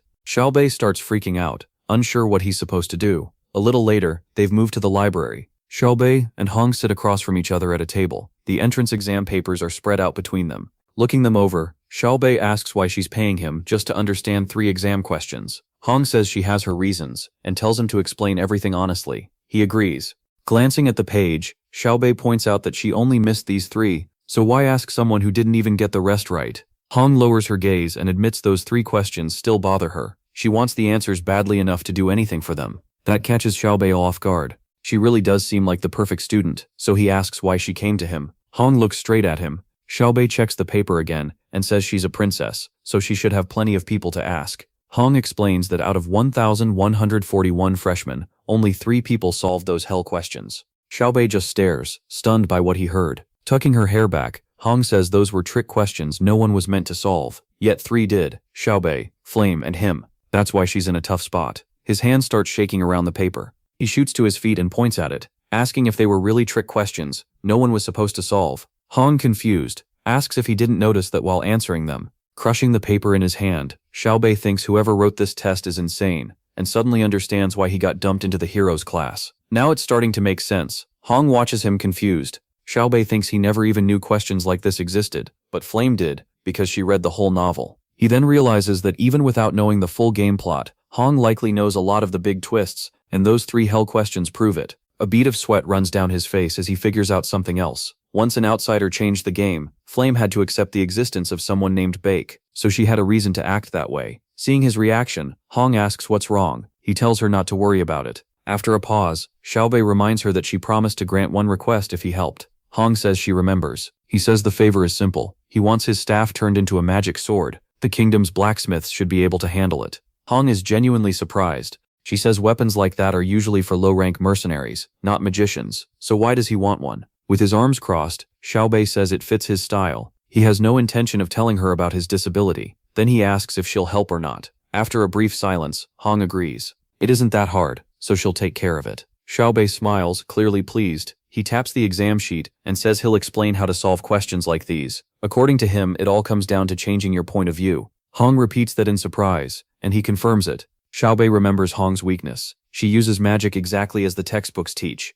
She's so stuck in that habit that she won't notice the problem until her second year, and that only happens after she suffers a crushing loss to Flame. So while he can't give her anything huge right now, he can at least nudge her the right way. To start, Xiaobei asks if she knows what a trivia quiz is. He raises one finger like a teacher about to begin. Hong looks at him, puzzled. She leans in a little. Xiaobei gives an example. What's between the knee and the knee? After thinking it over, Hong guesses it's the back of the knee. Xiaobei says no. The answer is the letter N. Hong immediately asks why. Smiling, he reminds her that he asked what's between knee and knee. A second later, surprise turns into anger, and Xiaobei tells her not to glare at him like that. Holding his hands out, he asks her to calm down and read the question again. Then he explains the point. When a problem can't be solved with formulas or techniques, she already knows. The only way through is creativity. Hong, wide-eyed, asks if creativity is something you can even memorize. She keeps staring, waiting for an answer. Then she looks down and admits it can't be. Xiaobei smiles and says, knowing lots of spells and skills still matters. Hong listens closely, but he says the most important thing for a mage is seeing the world beyond fixed ideas. Even tiny changes can make magic grow in new ways, he explains. She's been treating things only as they look, but spells aren't just things you memorize and recite. Hong lowers her eyes, a little hurt. Xiao admits she may be better than him at analysis and judgment, but she's missing the one thing a mage needs most, creativity. Hong sits there quietly, thinking it over. Xiao notices how serious she suddenly looks. Scratching the back of his head, he asks if she actually understood him, even though it sounded kind of complicated. Hong says of course she did. Xiao smiles, finding that oddly cute since he suspects she's completely lost. Still, he says he's glad, and suggests they practice right now. He starts with another riddle. What did the man say to the horse when he put it to bed? Hong just stares at him. Repeating the question to be sure, she asks what the man said to the horse before bed. Then she gives up. Soul answers, time to sleep in the pasture. He keeps going with more examples. Why don't beds work hard? Because they're always lying down on the job. Then he asks what happened when rock, paper, and scissors started racing. Hong looks down and admits she doesn't know that one either. Xiao says the rock started rolling, while paper and scissors stayed still. Hong begins trembling in her chair. She looks totally offended. Xiao can tell she's about to blow up. Still smiling, he raises a finger and asks one more. What did the cloud say to the ocean when it rained? Hong looks at him, baffled. He repeats the question, waiting for her answer. She rubs her chin and thinks in silence. Across the table, Xiao silently begs her to get this one right. At last, Hong guesses. I'm getting a little emotional. Xiao blurts out that she got it exactly right. Hong tightens her fist and looks at him. Then, finally, she smiles. Xiaoli stares, realizing it's the first time he's ever seen her smile in the game, or in real life. Covering his head with one hand, he jokes that like a true princess, her creativity is on another level. Hong covers her mouth with a fist, and tells him to go ahead with the next question. Squinting with a grin, he starts another riddle. Later, he heads across the academy. Students pass by as classes go on around him. Xiaoli keeps walking, lost in thought. Then something seems to hit him. He lets out a long sigh. 3 whole hours were gone, on dumb questions with Hong, and he still couldn't believe she bought what he told her. The thought leaves him tense. Hong is clearly a great mage with a sharp mind, but she thinks too stiffly. Even so, using that weakness makes him feel a little bad. Still, he has to remake Teravan into a magic sword as soon as possible, so he can do more. What he already did can't be taken back. He forces himself to stop dwelling on it, and focuses on finding the books he needs. As he walks, Soul realizes he can't remember where the place was. Then he spots something. An unmarked little shop, that's the place. The building looks worn down. Inside, shelves are packed with books. The whole store feels badly neglected. A hooded man sits at a table. Sol already knows the owner likes to fake sleep and watch customers. And sure enough, the man is watching him. This shabby nameless shop hides Mosey's study notes from a Stella Academy graduate 10 years ago. Those notes are exactly what he came for. In the game, you just press a button to take a class. In real life, you need the right textbook for your field. And the better the book, the faster your grades rise. Sol learned that the best ones aren't in famous stores. They're hidden in places like this. His eyes move over the piles on the table. If he studies magic engineering with Mo Xiaobei's notes, top grades are almost guaranteed. If he uses the bulbul glasses instead, his grades will still be decent, and he might uncover the hidden recipe. Then he notices something. A green book catches his eye on the shelf. He reaches for it, but another hand touches it first. Sol turns in surprise. It's Isel. She looks at him with a quiet, sad expression. When he recognizes her, she's surprised he knows who she is. Sol says that makes sense. She's famous. Then she remembers him too, a student from the supplementary class. Bike. That throws him off. He can't understand why she doesn't remember meeting him before the academy. Isel says she enjoyed the debate, though it was too bad he couldn't finish explaining. Sol figures even she didn't fully grasp the topic. With that, she says it was nice meeting him and starts to leave. Sol pulls a book from the shelf. The green cover confirms it, and he silently thanks his luck. Isel grabs a book too, and Sol starts wondering why she came here. The one in her hands costs 78,000. After a sigh, she seems ready to put one of the books back. Sol watches, trying to piece it together. This shop mostly sells used books, the kind poor students usually come for. So he assumes Isel, after losing everything with her broken family, had no other choice. Her father was likely killed by dark demonic people. Sol feels sorry for her. A princess reduced to buying used books and checking prices because she has no money. And in the original story, her ending was tragic too. She died even before Flame, the world's main character. In this game, Isel may be the unluckiest one of all. That thought only makes her look sadder to him. Then a stack of books drops onto the table with a hard thud. Sol asks the seller to ring up the one he picked. The hooded man sounds surprised, thinking this kid is tougher than he looks. Smiling, Sol glances to the side. Isel meets his eyes. He asks what's wrong. She says he looked like someone who picked some very unusual subjects. Sol smiles, feeling like she almost called him weird. The books sit stacked in front of him. Isel asks why he's interested in advanced sealing theory. She explains that sealing theory is old magic that uses items, and now that alchemy and magic engineering are so advanced, hardly anyone uses it anymore. Sol agrees that's exactly why he's taking those books. That answer catches her off guard. Afraid she heard him wrong, she asks again. He just smiles, and says everyone thinks the same way she does. That's what makes the class easy to score well in. Stepping back, he says he'll be going first. Carrying the books under his arm, Sword Bao heads out. Since so few people want sealing theory, he can spend less time on it and still earn better grades than in other classes. With that setup, this semester should go smoothly. Isel is left staring in shock. The next day begins at another academy building. Holding a book to her chest, Isel thinks about her first class, nihilism. It should be an easy subject for good grades, so maybe things aren't that bad. She walks into the classroom and sees most of the seats already filled. Two girls nearby are talking about the same class. One admits she signed up because people said it was an easy A, but now all the smart students are here too, and she feels completely doomed. Isel takes her seat. She sighs, thinking she'll just have to work harder in her other classes. Then the lesson ends. A student nearby complains that he's hungry. Others start chatting about lunch and decide they can figure it out at the cafeteria. Isel sinks deeper into worry. If every class she chose is this crowded, getting a scholarship will be much harder. Clutching her book, she checks something like a notebook. She thinks she really needs that scholarship. She only has 60 meal tickets left for the semester, which probably means bread for today. Then she notices someone. It's Bake, peering through his glasses at something. Isel is surprised to see him here, and wonders what he's doing. Then she spots the teacher, and realizes this is another lecture. There are barely any students here, and most of them look like the weaker ones. That makes her nervous. The class might get cancelled. She bites back her concern. Still, if she signs up for this course, she could raise her grades without spending much time. Her hand trembles around the book. If she saves time here, she can use it on other classes and improve her chances at scholarship money. Even so, she still looks miserable. Watching Bake, she thinks he may have known from the start this class would be easy points. Maybe he built his whole schedule to make things easier for himself. That idea stuns her. Still, she tells herself that can't be true. It's probably just a coincidence. Meanwhile, another class begins at the academy. Sorb sits at his desk as the teacher starts talking about the origin of magic. The lecturer, Professor Leiden of Divine Moon Studies, explains that the founding mage, also called the Mage in White, spread magic across the world so humans and other races could use it. She moves on through the lesson. According to Leiden, the Mage in White taught elves nature magic and dwarves forge magic. Humans, she says, were given attribute magic. After that, the mage in white went to heaven. Listening to this, Sword wonders how he's supposed to survive 3 years here. Going back to school at his age feels brutal. In the game, he could skip all of this with a few clicks. He lets out a heavy sigh, though he knows the lecture might matter. It could even hint at the true ending, but that's only his guess. Resting his head on one hand, he keeps listening. His focus sharpens for a moment. Aizel is sitting beside him, and Xiao tries to remember if she was always in this class. As far as he knows, none of the main characters were supposed to be here.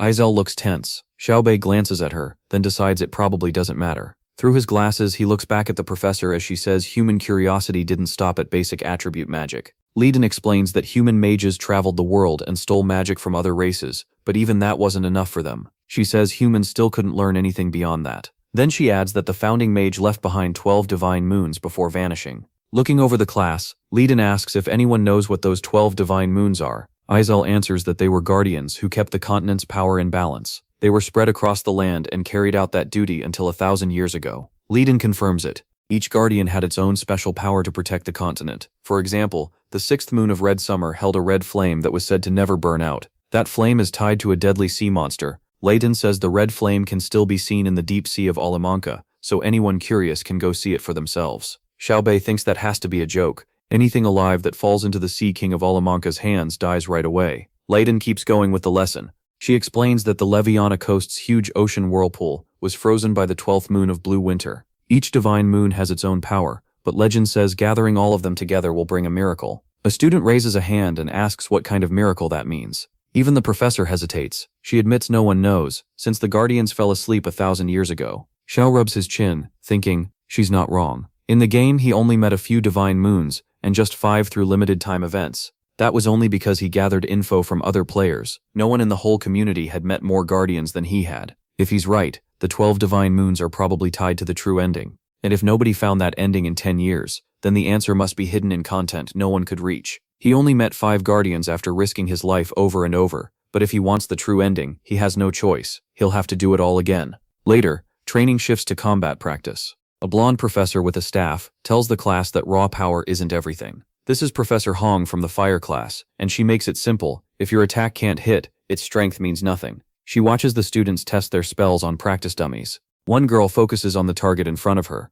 then her spell explodes. Hong stares at the result and looks genuinely shocked. The dummy is almost wiped out, but then it resets to normal. The nearby students stare in surprise too. Hong bluntly says it was awful. The girl holding the staff is furious. It's Bion, and she's clearly upset. A little later, Bion sits alone on a bench. She sadly thinks she embarrassed herself in front of her mother again, and that her mother must be disappointed. While she sits there, someone calls out to her. Bion looks up.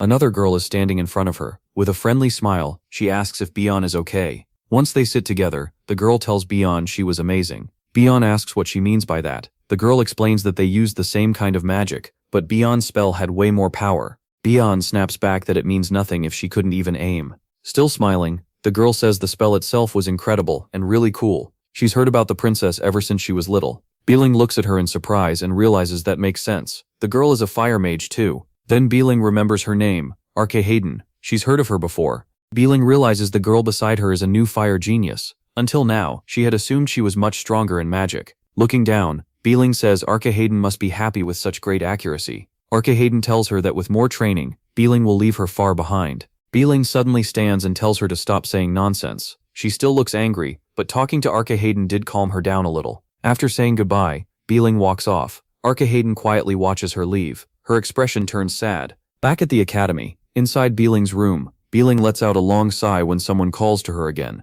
She turns around. A slim girl steps in, and Bieling's personal guard Yitarin greets her. Tien's snacks have already been prepared. Yitarin says she set out Tien ginseng candy, then brings up the staff Bieling asked to have reworked. Standing beside the couch, she says the weapon itself is good, and the craftsmen believe it can be remade into a top-class magic sword. But there's one strange problem. Bieling puts a candy in her mouth and asks what it is. Ye Tian explains that the staff constantly absorbs its user's mana. That catches Bieling completely off guard. She jumps up and asks if it's some kind of dark demonic weapon, but Ye Tian says not exactly. The staff is always resonating with natural energy. Bieling can't believe it. A weapon that drains the user while syncing with nature's mana makes no sense, and she demands to know why such a lousy staff was rated mid-high class. Ye Tian says that's exactly why it only got that rank, so Bieling asks her to explain. The guard says its original ability massively boosts the user's mana, enough to make it high class or more, but because it drains mana just from being held, it was lowered to mid-high class. Beeling springs up again, stunned that a student could use something that should be high class.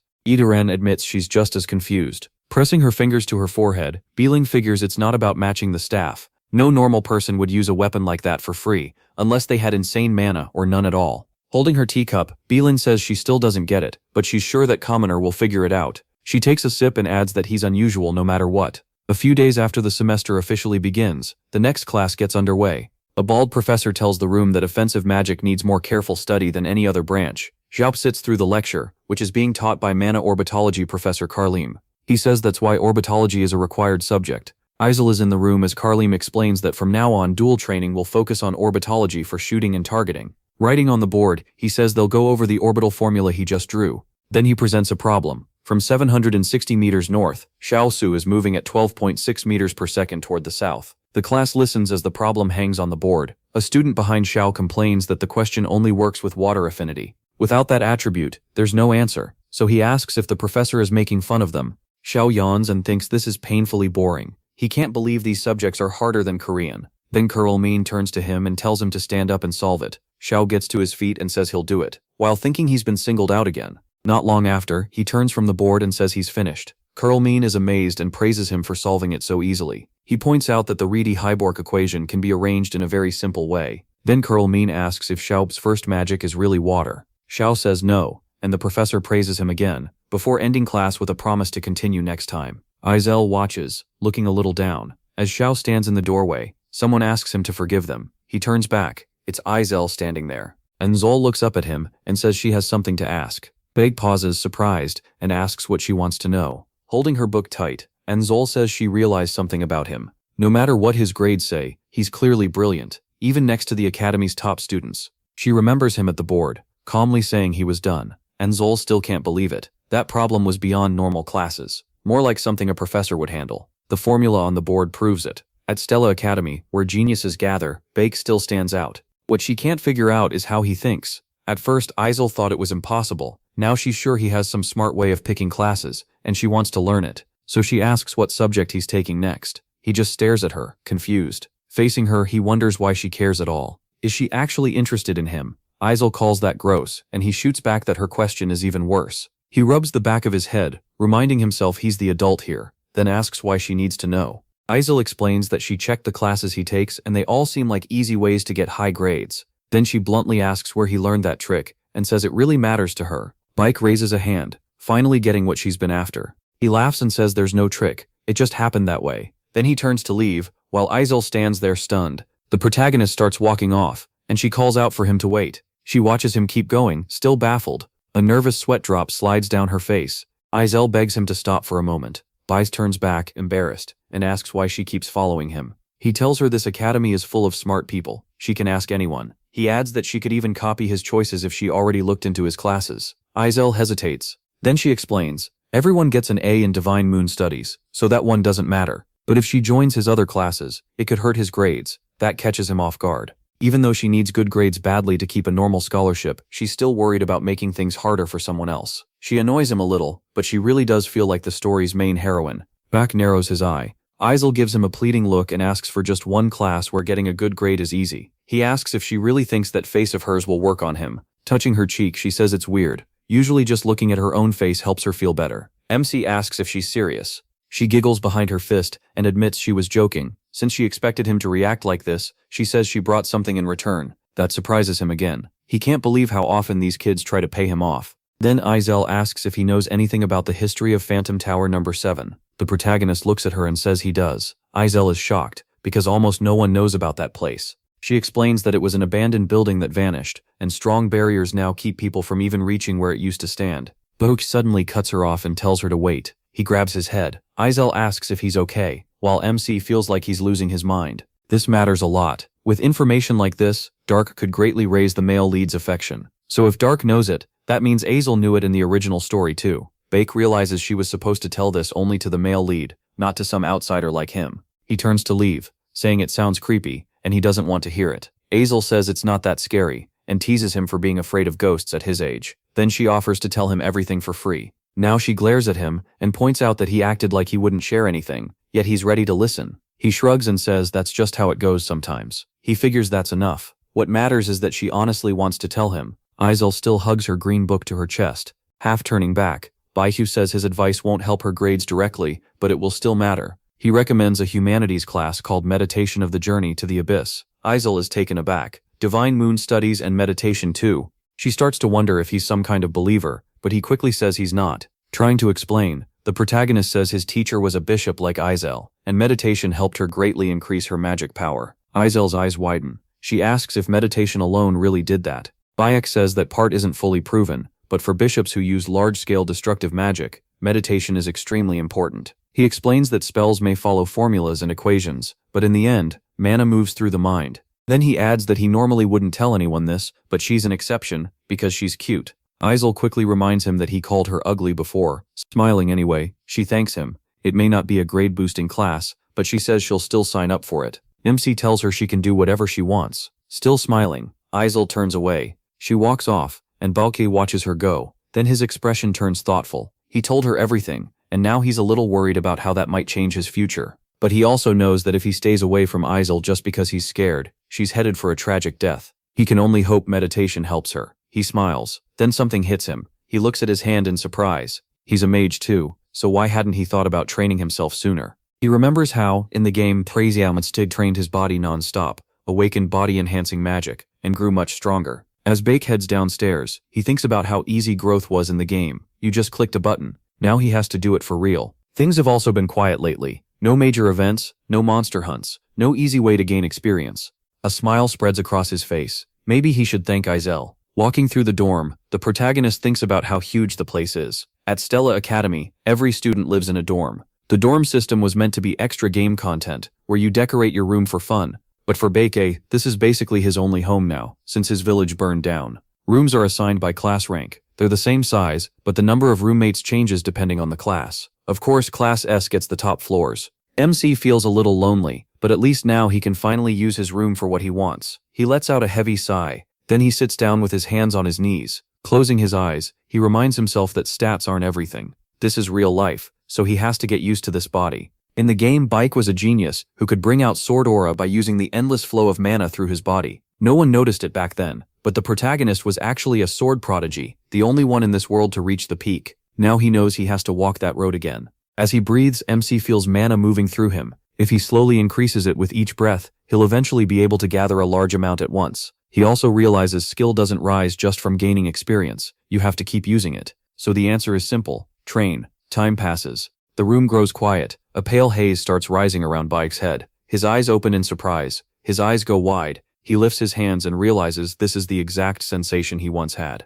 Looking at his palms, he understands something important. The protagonist learned to live with mana leak syndrome when he was young. The feeling is faint now, but it's real. Then two alerts appear. Mana leak syndrome and Blink have both leveled up. That alone amazes him. Silence fills the room for a moment. He tightens his fist. That was one more step toward his goal, and he swears he'll reach the true ending no matter what. Later, everyone gathers for class outside. Students start filing in. Flame feels the grass and wind seem magically made, yet somehow completely real. They've come to the Stella Dome, a pocket space on campus, where the academy can change the area's size and terrain, however it wants. Even the landscape can shift into rough terrain. Around her, students hold their staffs and get ready. The dome is used for everything: events, dungeon gates, and training against monsters. The class waits for the lesson to begin. Flame quietly studies the crowd. She counts only 141 first years here, 50 from a 1, 50 from a 2, and 41 from Class S. In the novel, Class S should have had 39. She expected 40 total with herself included. That means one more student joined than she expected. Watching Bayek, Flame can't figure out where he came from. The novel had 1,140 first years, and with her added in, the number should be 1,141. So if the count still matches, MC must have existed in the original story too. Even so, she calms herself. She'll figure it out little by little. After all, she's still the only one here who knows the novel. That thought gives her some comfort. As Flame walks across the field, she realizes class is about to start. Nearby, someone asks young Master Jeremy if he finished registering. The name makes her turn at once. A blonde boy smiles and says it's already done. One of his friends adds that several of them joined soft magic research just because Jeremy did. Jeremy beams and invites them all to enjoy it together. Flame watches him from the side and recognizes him right away. Prince Jeremy. She remembers his role from the novel. He was fixated on Izel, got rejected, and later turned into a villain. He looks gentle, but every move he makes is planned. That alone is enough to make Flame wary. She tells herself not to get too close. Jeremy suddenly glances her way. Still smiling, he lifts a hand in greeting. Flame waves back, admitting he's seriously handsome. No wonder so many students try to get on his good side. His group stands out more than anyone else's. His followers stay close around him. Flame turns away and tries to focus. This world is real to her now, so she has to get ready for what's coming. Even as she leaves, Jeremy seems to keep watching her. From the look on his face, he may already be interested in her. Before anyone can say more, a teacher steps forward to begin.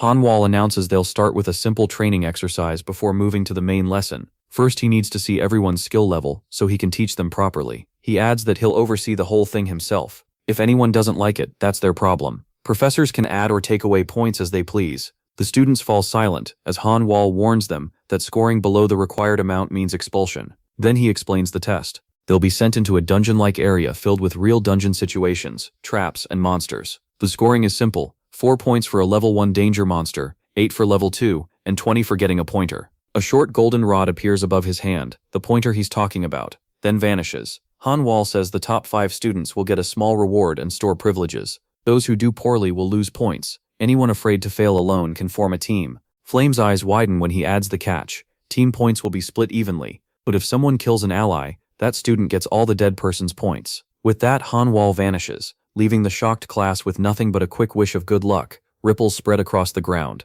The students cry out in confusion. Then the earth starts shaking under their feet. Something rises from below with an eerie noise. Flame stares, stunned by the sudden change. Huge trees burst up around the students, transforming the area in seconds. She recognizes it at once, the Jack and the Beanstalk card. In an instant, the place turns into thick jungle. The class now stands in a small clearing inside it. Flame quickly takes in her surroundings. She grips her staff and decides it's time to move. But someone calls out to her, making her stop and look back. A brown-haired girl with a childish face asks if Flame plans to do the practical alone. Flame recognizes Jackie and knows teaming up has plenty of benefits, but going solo means earning more points. So she apologizes and says she'll handle this one by herself. Jackie places a hand on her chest and says she understands. If they teamed up, they'd have to split the points. Still, something in her tone makes Flame wonder if she's being sarcastic. As Jackie leaves, Flame offers to team up next time, and Jackie agrees. Flame watches her go, confused. For some reason it feels like Jackie keeps copying her. Jackie then walks over to another student and tells her Flame is going alone.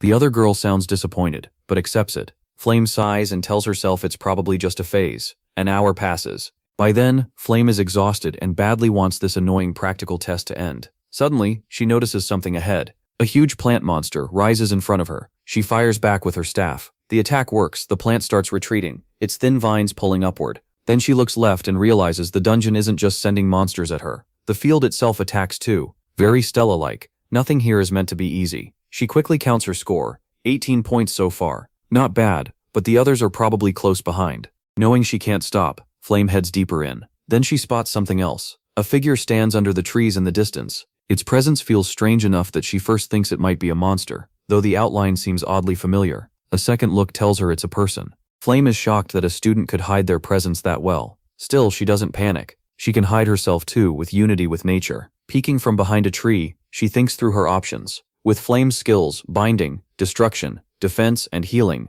an ambush should work. She keeps watching the boy carefully. Then her eyes widen. It's Bake. Seeing him here catches her off guard. He turns back, and Flame realizes he also chose to do the practical alone. A lot of students tried to recruit him, but he must have turned them all down. From her hiding place, she keeps studying him, unable to guess what he's thinking. Then one detail catches her eye. There's something yellow in Bake's hand. When she recognizes it as a pointer, she's stunned. She can't believe he already got one. Flame raises her staff. This is the perfect chance to test him. The protagonist, looking strangely downcast, doesn't notice her behind him. She starts with light cluster. Magic flares from the staff. She measures the gap at about 15 meters. From that far, she figures he won't have time to defend properly. A magic circle forms beneath her feet. Flame locks onto her target. Then she casts Light Bullet, sending a strong blast of yellow energy straight at Bakey. The shot races for his head. At the last instant, MC senses the danger. He uses Blink. His body turns hazy and slips away. Flame blurts out in shock. The spell only leaves behind a scorched patch of ground.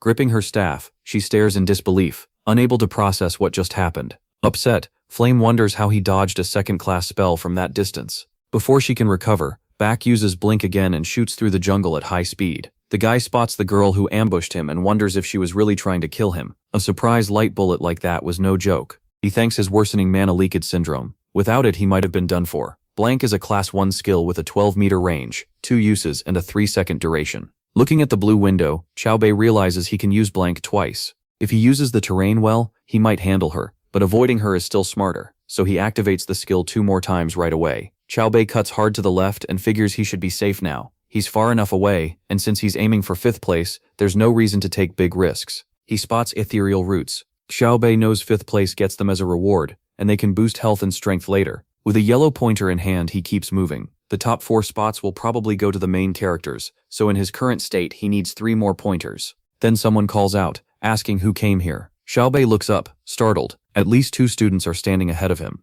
Then he notices there are more. Their leader recognizes him and says this is Xiaobei from Class S, which immediately puts him on guard. There are 5 students total. One of them repeats that this is that BQ Xiaobei from Class S, and Xiaobei studies them nervously. His eyes settle on their blonde leader. It's Raiden, who's gotten pretty famous around the academy lately. Xiaobei looks him over and remembers who he is, one of the Uzlek gang members, tied to Jeremy's crowd. That makes Xiaobei tense up. Then he notices what Raiden is holding. 3 pointers. Xiaobei thinks this idiot grabbed way too many for someone ranked a worthless 6. One student tells the blonde leader that BQ Xiaobei is just a failing student who cheated his way into Class S. Smirking, Raiden says Stella's standards must have dropped hard if answering 3 weird questions is enough to get in. Xiaobei can only think these guys really need new material. Raiden calls out to him. Grinning with 3 pointers in hand, he tells Xiaobei to hand over his pointer, since they ran into each other here. Xiaobei calmly refuses. Raiden, still acting cheerful, asks if he's really planning to fight all of them. A student lifts an ordinary staff and asks if Xiaobei seriously thinks he can take them on by himself.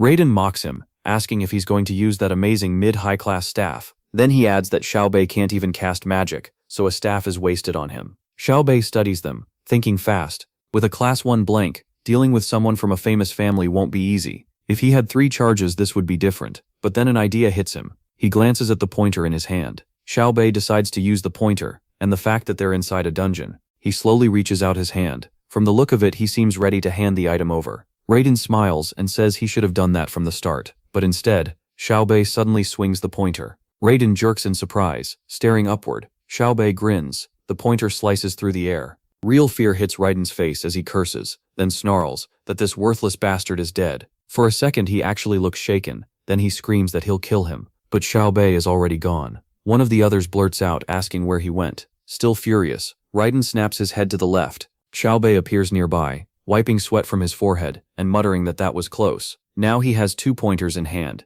He even thanks Raiden for the extra one. Surrounded by his group, Raiden curses at him and demands his pointer back. Xiaobei refuses. Holding 2 yellow sticks, he thinks about how useful these things are, something he only found out by accident in the game. The pointer is basically a bug item. Its durability is weirdly high, so student magic can't break it, and it hits as hard as most magic tools. For normal mages, pointers just help with casting, but for Xiaobei, who fights up close, they work like solid weapons with full attack power.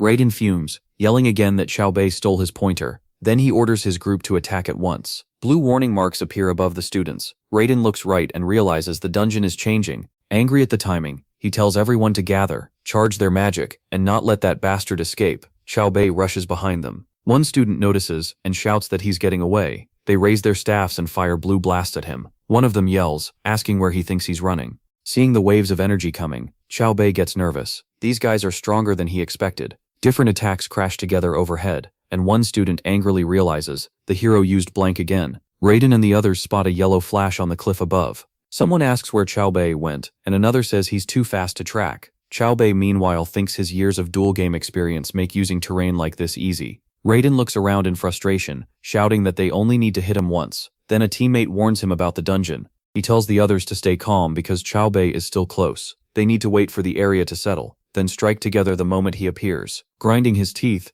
Raiden warns them to be careful. If their magic fails, backlash could hit them. Xiaobei suddenly appears beside one of them. He swings a pointer and lands a hit on the leader. One of the students lets out a loud scream. Energy swirls around a nearby staff as someone curses. Then it happens. Xiaobei's opponents clutch their eyes and scream. The attack leaves them wide open. From a higher spot, Xiaobei looks down and thinks it's over. Raiden glares up at him, face twisted with rage, still cursing. Xiaobei calmly says he'll be taking that too. Now he has 3 yellow pointers in hand. Laughing, Xiaobei jokes that if he gets a girlfriend later, he'll need something to give her. Raiden stares in shock, asking when he stole from him again, then demands everything back. Xiaobei waves at them and thinks taking the very last one would be too much. He says goodbye, and tells them it was fun. Shaking with anger, Raiden stares at the spot where Xiaobei was just standing. He swears furiously, while a girl watches the whole thing. As Xiaobei moves through the jungle, he checks his loot, and laughs. He really hit the jackpot. In a normal fight, they would have robbed him, but inside a dungeon,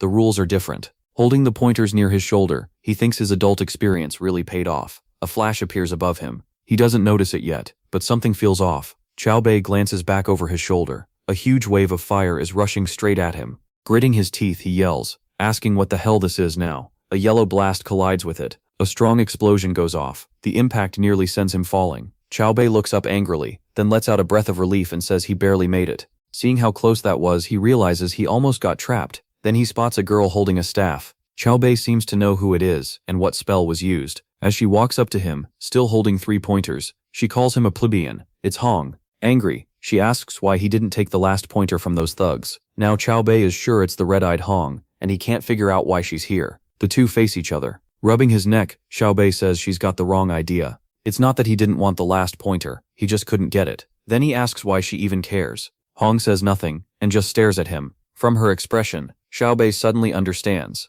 Pointing at her in outrage, he accuses her of waiting for him to beat those thugs so she could grab all the pointers at once. They even studied together, and she still pulled this. He calls it disgusting. The girl presses a hand to her chest and says she's royalty. That answer doesn't impress Xiaobei, and Hongbyo Nidolovit tells him that if he gets it, then he should fight her. Still gripping the pointers, Xiaobei stares at her, caught off guard. She levels her staff and says a princess can't stoop to stealing the last item from a commoner. Instead, she'll win fairly, and take the prizes herself. Xiaobei lowers his stance and calls her a hypocrite. Now she's talking about honor, but to him she just enjoys picking on people she thinks are weaker. Hongbyo Nidolovit blinks and asks who he's calling weak. She says she watched from the start. He was toying with those guys, and didn't even bother using proper magic on them. As she walks toward him, Hongbyo Nidolovit thinks she needs to hurry. If she doesn't want her mother, then she pauses, hearing voices nearby. One of the students Xiaobei robbed is cursing him out and yelling for him to come out instead of testing their patience. Hongbyo Nidolovit looks over and recognizes her classmates. A dark figure runs up behind one of the boys who got robbed.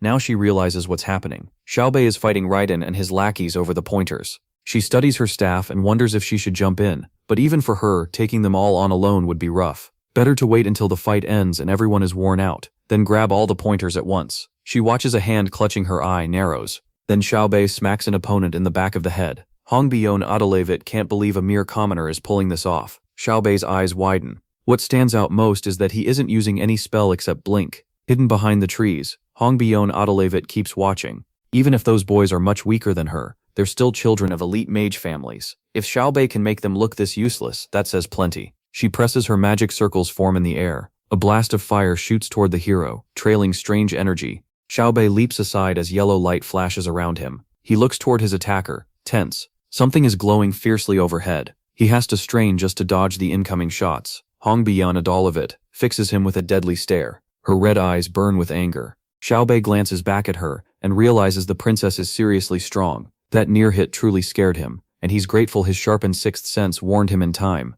Seeing her nearby, Xiaobei knows 2 blinks won't be enough to keep dodging. He needs another way out. Then she asks if he wants his staff back. Xiaobei stares at her and asks what she's talking about. She took it herself when she accepted the reforging order. Hongbyo Nidolovit answers that he should at least have the basic staff. Every student gets at admission. That makes him pause. He admits he forgot about it. After getting it at the entrance ceremony, he tossed it in a closet and never cared, since he wouldn't use it anyway. Hongbyo Nidolovit says he's mocking her again. To her, it's infuriating. She's fighting with everything she has, while this idiot commoner stands there with 3 pointers and keeps making fun of her. Glaring at him, she says she doesn't care about those other losers, but against her, he better fight seriously. Flames rise behind her. Xiaobei thinks he is serious every time, he just doesn't use magic. She snaps that if he won't even try, his left eye tightens and fire orbs appear above her head. She finishes the threat in a rage, then she'll really kill him. Fire shells rain down on Xiao as Hongbyo Nidolovit attacks. Gripping her staff, she vows to crush this commoner today. The fireballs rush at him.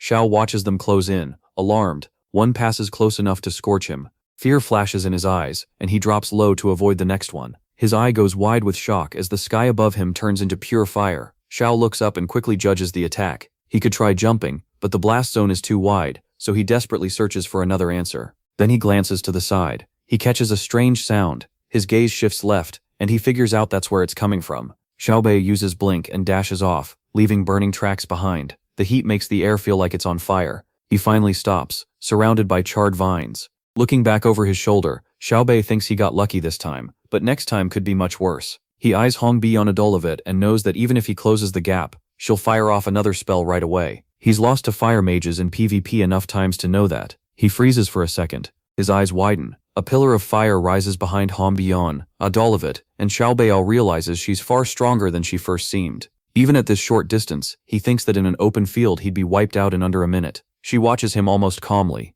To Xiaobei, this doesn't even feel like a duel. Fire arrows form in front of her and shoot straight at him a second later. Still holding the 3 pointers, Xiaobei glares at her. He's not about to sit there and take it. A fierce blast erupts. Her fire arrows keep flying at him. Xiaobei focuses hard. The arrows shift color, turning blue. As they rush closer, he realizes he can see everything clearly. Xiaobei locks onto the projectiles coming at him. White and purple trails flashing through his view. Yahello stares in shock. He's blocking magic with an ordinary weapon. She watches him knock aside her arrows and can hardly believe it. Using the pointers in his hands, Xiaobei deflects the flaming shots. He can feel his awareness changing as the fight goes on. He realizes fighting a real mage is nothing like playing with a keyboard and mouse. Grinding his teeth from the pressure, Xiaobei feels the mana around him like something alive, almost close enough to grab. His sixth sense is becoming as natural as sight and hearing. Yahello is stunned. This overgrown area should have favored her fire magic, yet somehow it hasn't. Annoyed, she decides that if this isn't enough, she'll use even stronger magic.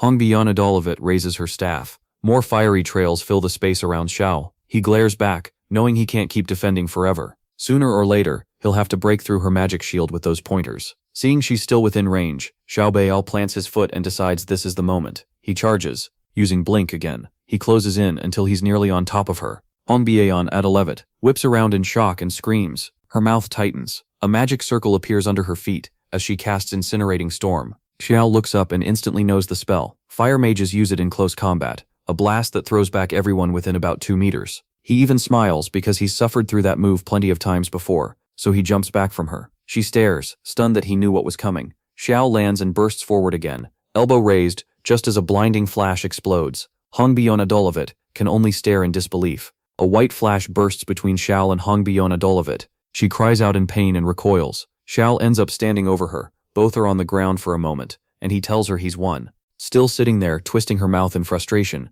Yahello asks the boy who just beat her who he really is. Xiao answers that he's just an ordinary student. Who else would he be? Then he adds that none of that matters right now. He senses someone behind a nearby tree and calls out for Flame to stop hiding and come out. The girl steps into view. Flame walks over to Xiao and Yahello. Looking at them, she says she wasn't hiding at all, but she does want to know how he figured out she was there. Xiao gives a dumb grin and says it was just intuition. In his head though, he knows it's really the sixth sense caused by monolithic syndrome. Flame studies him from the side. For example, how did he point her? Xiao looks at her uneasily. Meeting his eyes, she asks if that was intuition too. Xiao faces Flame and realizes this never happened in the original story, so he can't just tell her the truth. With a grin, he points at the pointers and says they were stronger than expected. Flame pushes back. Training tools have limits, so why did he think they could break a magic shield? Then she asks why ordinary knights vanished from the world. Xiao just stares at Flame, caught off guard. To say back, Flame tells him he always seemed odd, but now it's way more obvious. Then she looks him right in the eyes and asks who he really is.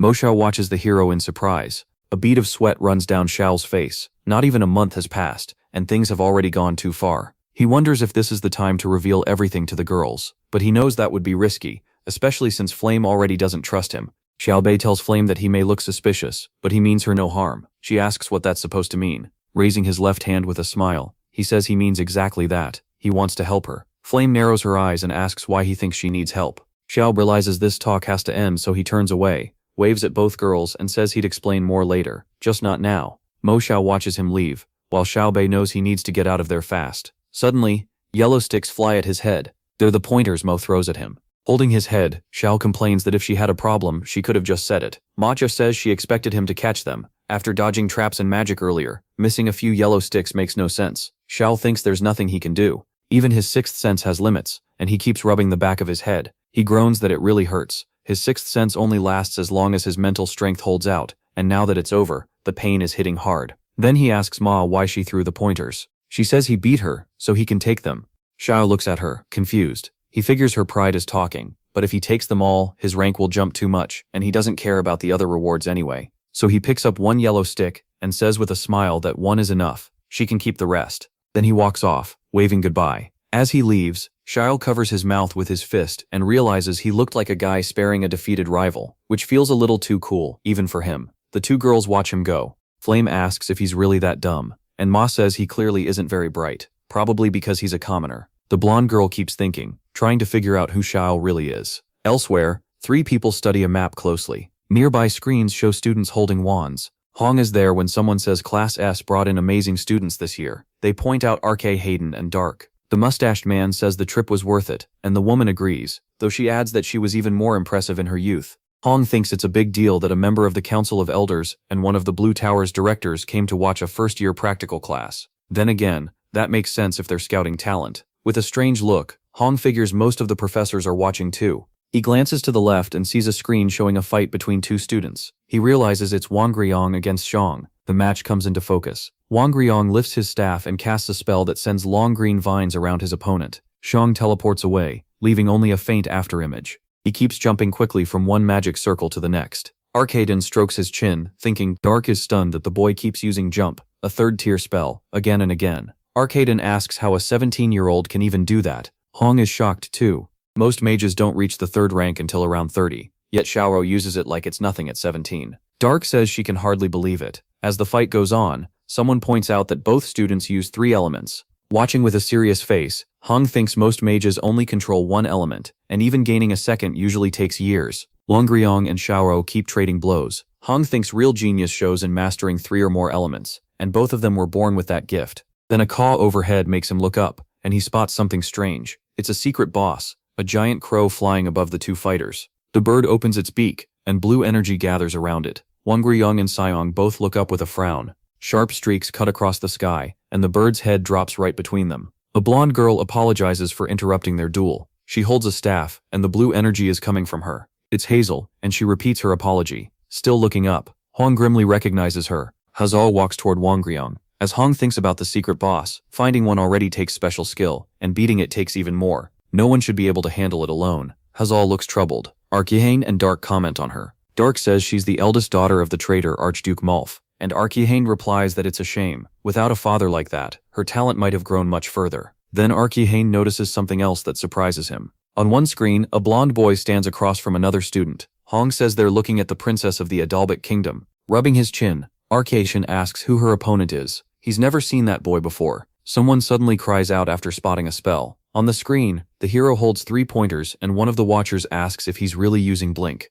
It's said that many mages once tried to master Blink, but they failed badly. Some were crippled, and some died. In the end, everyone gave up. The spell was thought impossible to control. Arcation is stunned that a student can use Blink like it's part of his own body. The watchers keep staring at the screen showing the hero's fight, and one of them asks who he is. Standing beside Arcation, Hong says the boy's name is Baik. He turns to the group and explains that he is an extremely rare student who specializes in Blink. Dark, still under her hood, reacts in surprise. Arcation says the raw power of Xiong and Hazel is one thing, but this is something completely different. Lifting his left hand, he asks why the protagonist isn't using other magic and seems to be fooling around. If he used more spells, he could have won already. Someone answers that the protagonist is fighting seriously right now. At that moment, a boy in a long cloak and unusual hat appears in the doorway. Someone identifies him as Altman Altwin.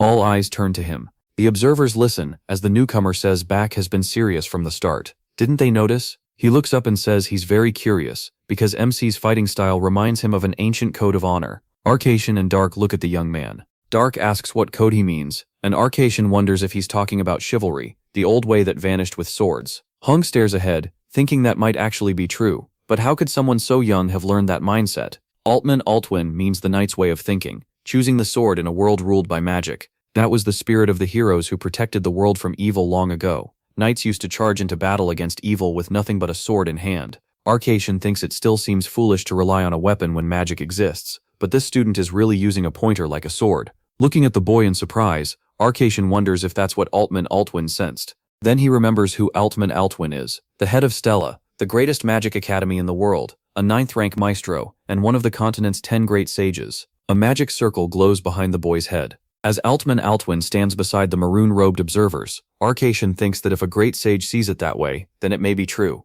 The first practical test is over, and now we're at the S-class training ground. A strong hit slams into the dummy's chest. The one who threw it is a purple-haired student. It's Ryong. He stares at his staff, shocked that he's almost out of mana. His grip tightens. Ryong thinks he still isn't doing enough. He's nowhere near where he wants to be. He remembers the results. 39 of the 141 students were expelled. Izael took first after beating the strange bird. Ryong got second, and Suyong came in 6th. Ryong crosses the field, but he doesn't feel proud of ranking higher. If anything, he just feels down. He remembers the giant crow and knows that if Azael hadn't stepped in, he probably would have lost. That thought makes him grit his teeth. Looking to the side, Ryong realizes it's always been like this since the first time they met. He's talking about Shang, the rival he can't ignore. No matter what Shang does, he acts bored and still gets top results. During the test, Ryong covered the area with magic circles and carefully read his enemy's moves, yet Shang brushed off every attack with ease. Ryong wonders if he'll ever pass him. Is the gap in their talent really that big?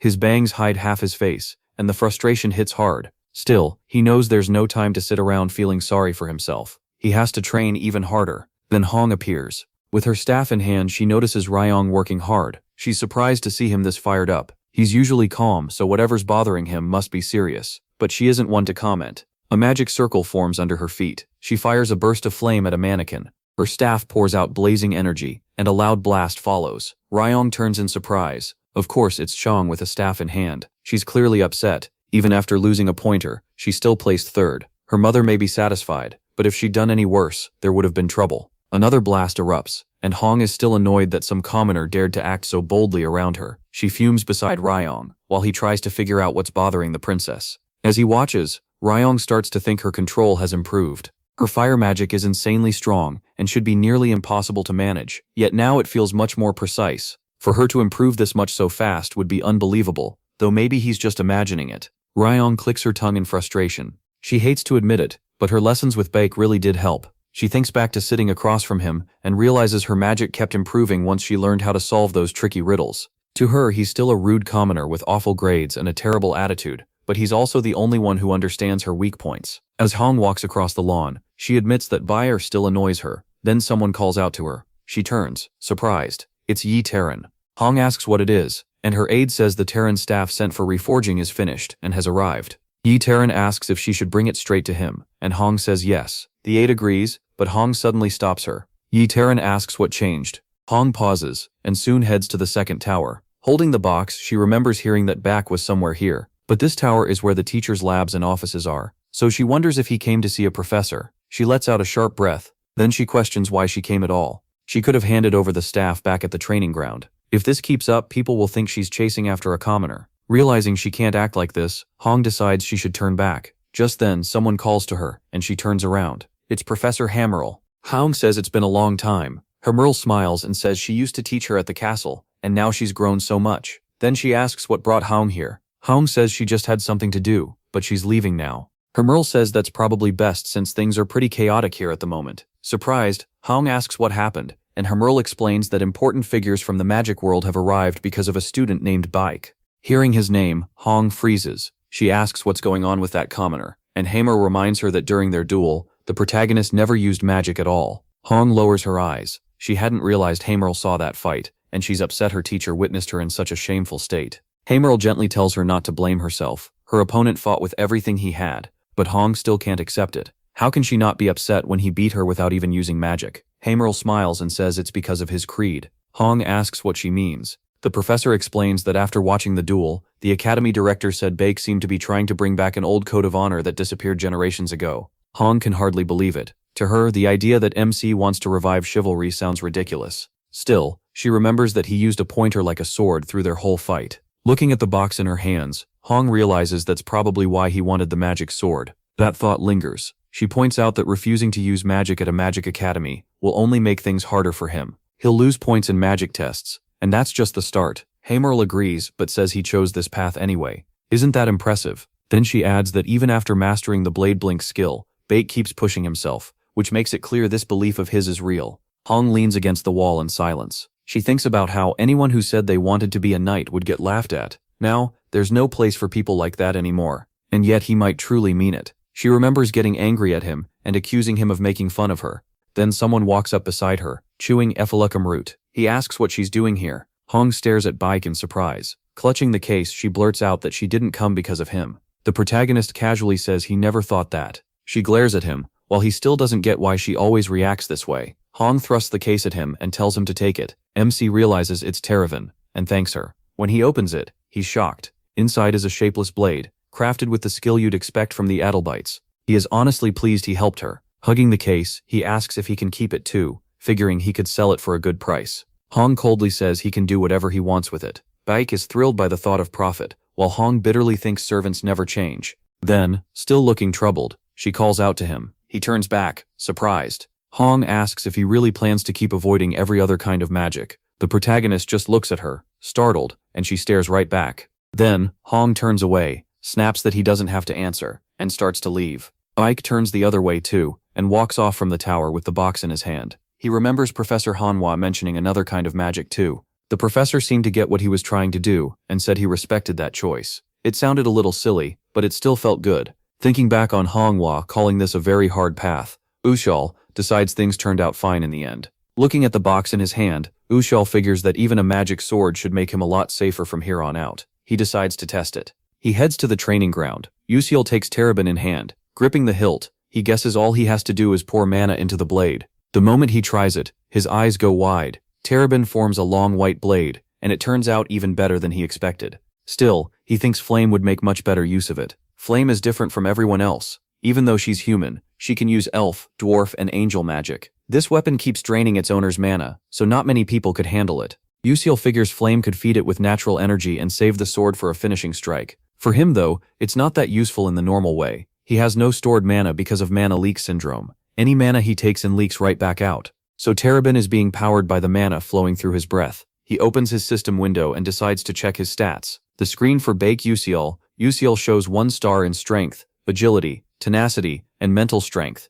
Sensitivity has 2 stars. Endurance is at 0, and of course mana is still gone. He has no experience. Blank is level 1, and mana leak syndrome is level 2. The next panel explains mana leak syndrome. It boosts strength, agility, and sensitivity by 5. Sixth Sense runs on mental power, detects mana within 18 meters, and triggers detection acceleration on its own when danger appears. His blood mana circulation is level 1. Studying the window, he notices his practical exam reward raised his stats a bit, and now that he has a weapon, he can train those attributes directly instead of relying on experience. Holding the glowing sword, he decides to start serious training. From now on, he won't have much free time. Later, classes begin at the academy. A teacher announces that from today, they'll finally be practicing real magic. This is the defense class instructor, Varian. He tells everyone to spread out and take out their staves. As he walks among the students using Magic Shield, Varian notes that this group has plenty of talent. He smugly tells himself he was right to sort them by level. Then something catches his eye. Varian is just standing there, doing nothing. Varian wonders if this is the famous student from Class S, an S-rank commoner who resonated with a mid-high staff and took 5th in the practical dungeon test. Varian already wants no part of him. Still wearing a fake smile, the teacher walks over and asks why he's not practicing. MC smiles and says he's learning a different kind of defense, so basic magic isn't necessary for him. Varian answers with heavy sarcasm, asking if he really has his own special defense art. In his head he calls the boy shameless. If this were some family technique like Princess Bione Adelbits, that would be one thing. But a commoner? Varian has heard he can barely use any magic besides blink. The protagonist just looks back at him quietly. Still smiling, Varian asks him to show that amazing defense in front of everyone. He then announces that MC's opponent will be Morso from Class B. Morso steps forward with a smug grin. Now everyone gets a clear look at him. Varian asks what he thinks. He quickly reads the situation. An ordinary defense lecturer needs connections, and Morso Dordan is from the Skaldan Empire. Letting him shine against a Class S student would only help. He accepts, and Varian tells both students to step onto the platform. Morso and the protagonist take their places in the center. Morso is smiling. MC stays calm. Students from Class B cheer Morso on, telling him to crush him and humiliate him in front of everyone. Morso promises them they won't have to wait long. Baek watches him carefully and realizes Morso is part of the same group led by Uslek and Raiden.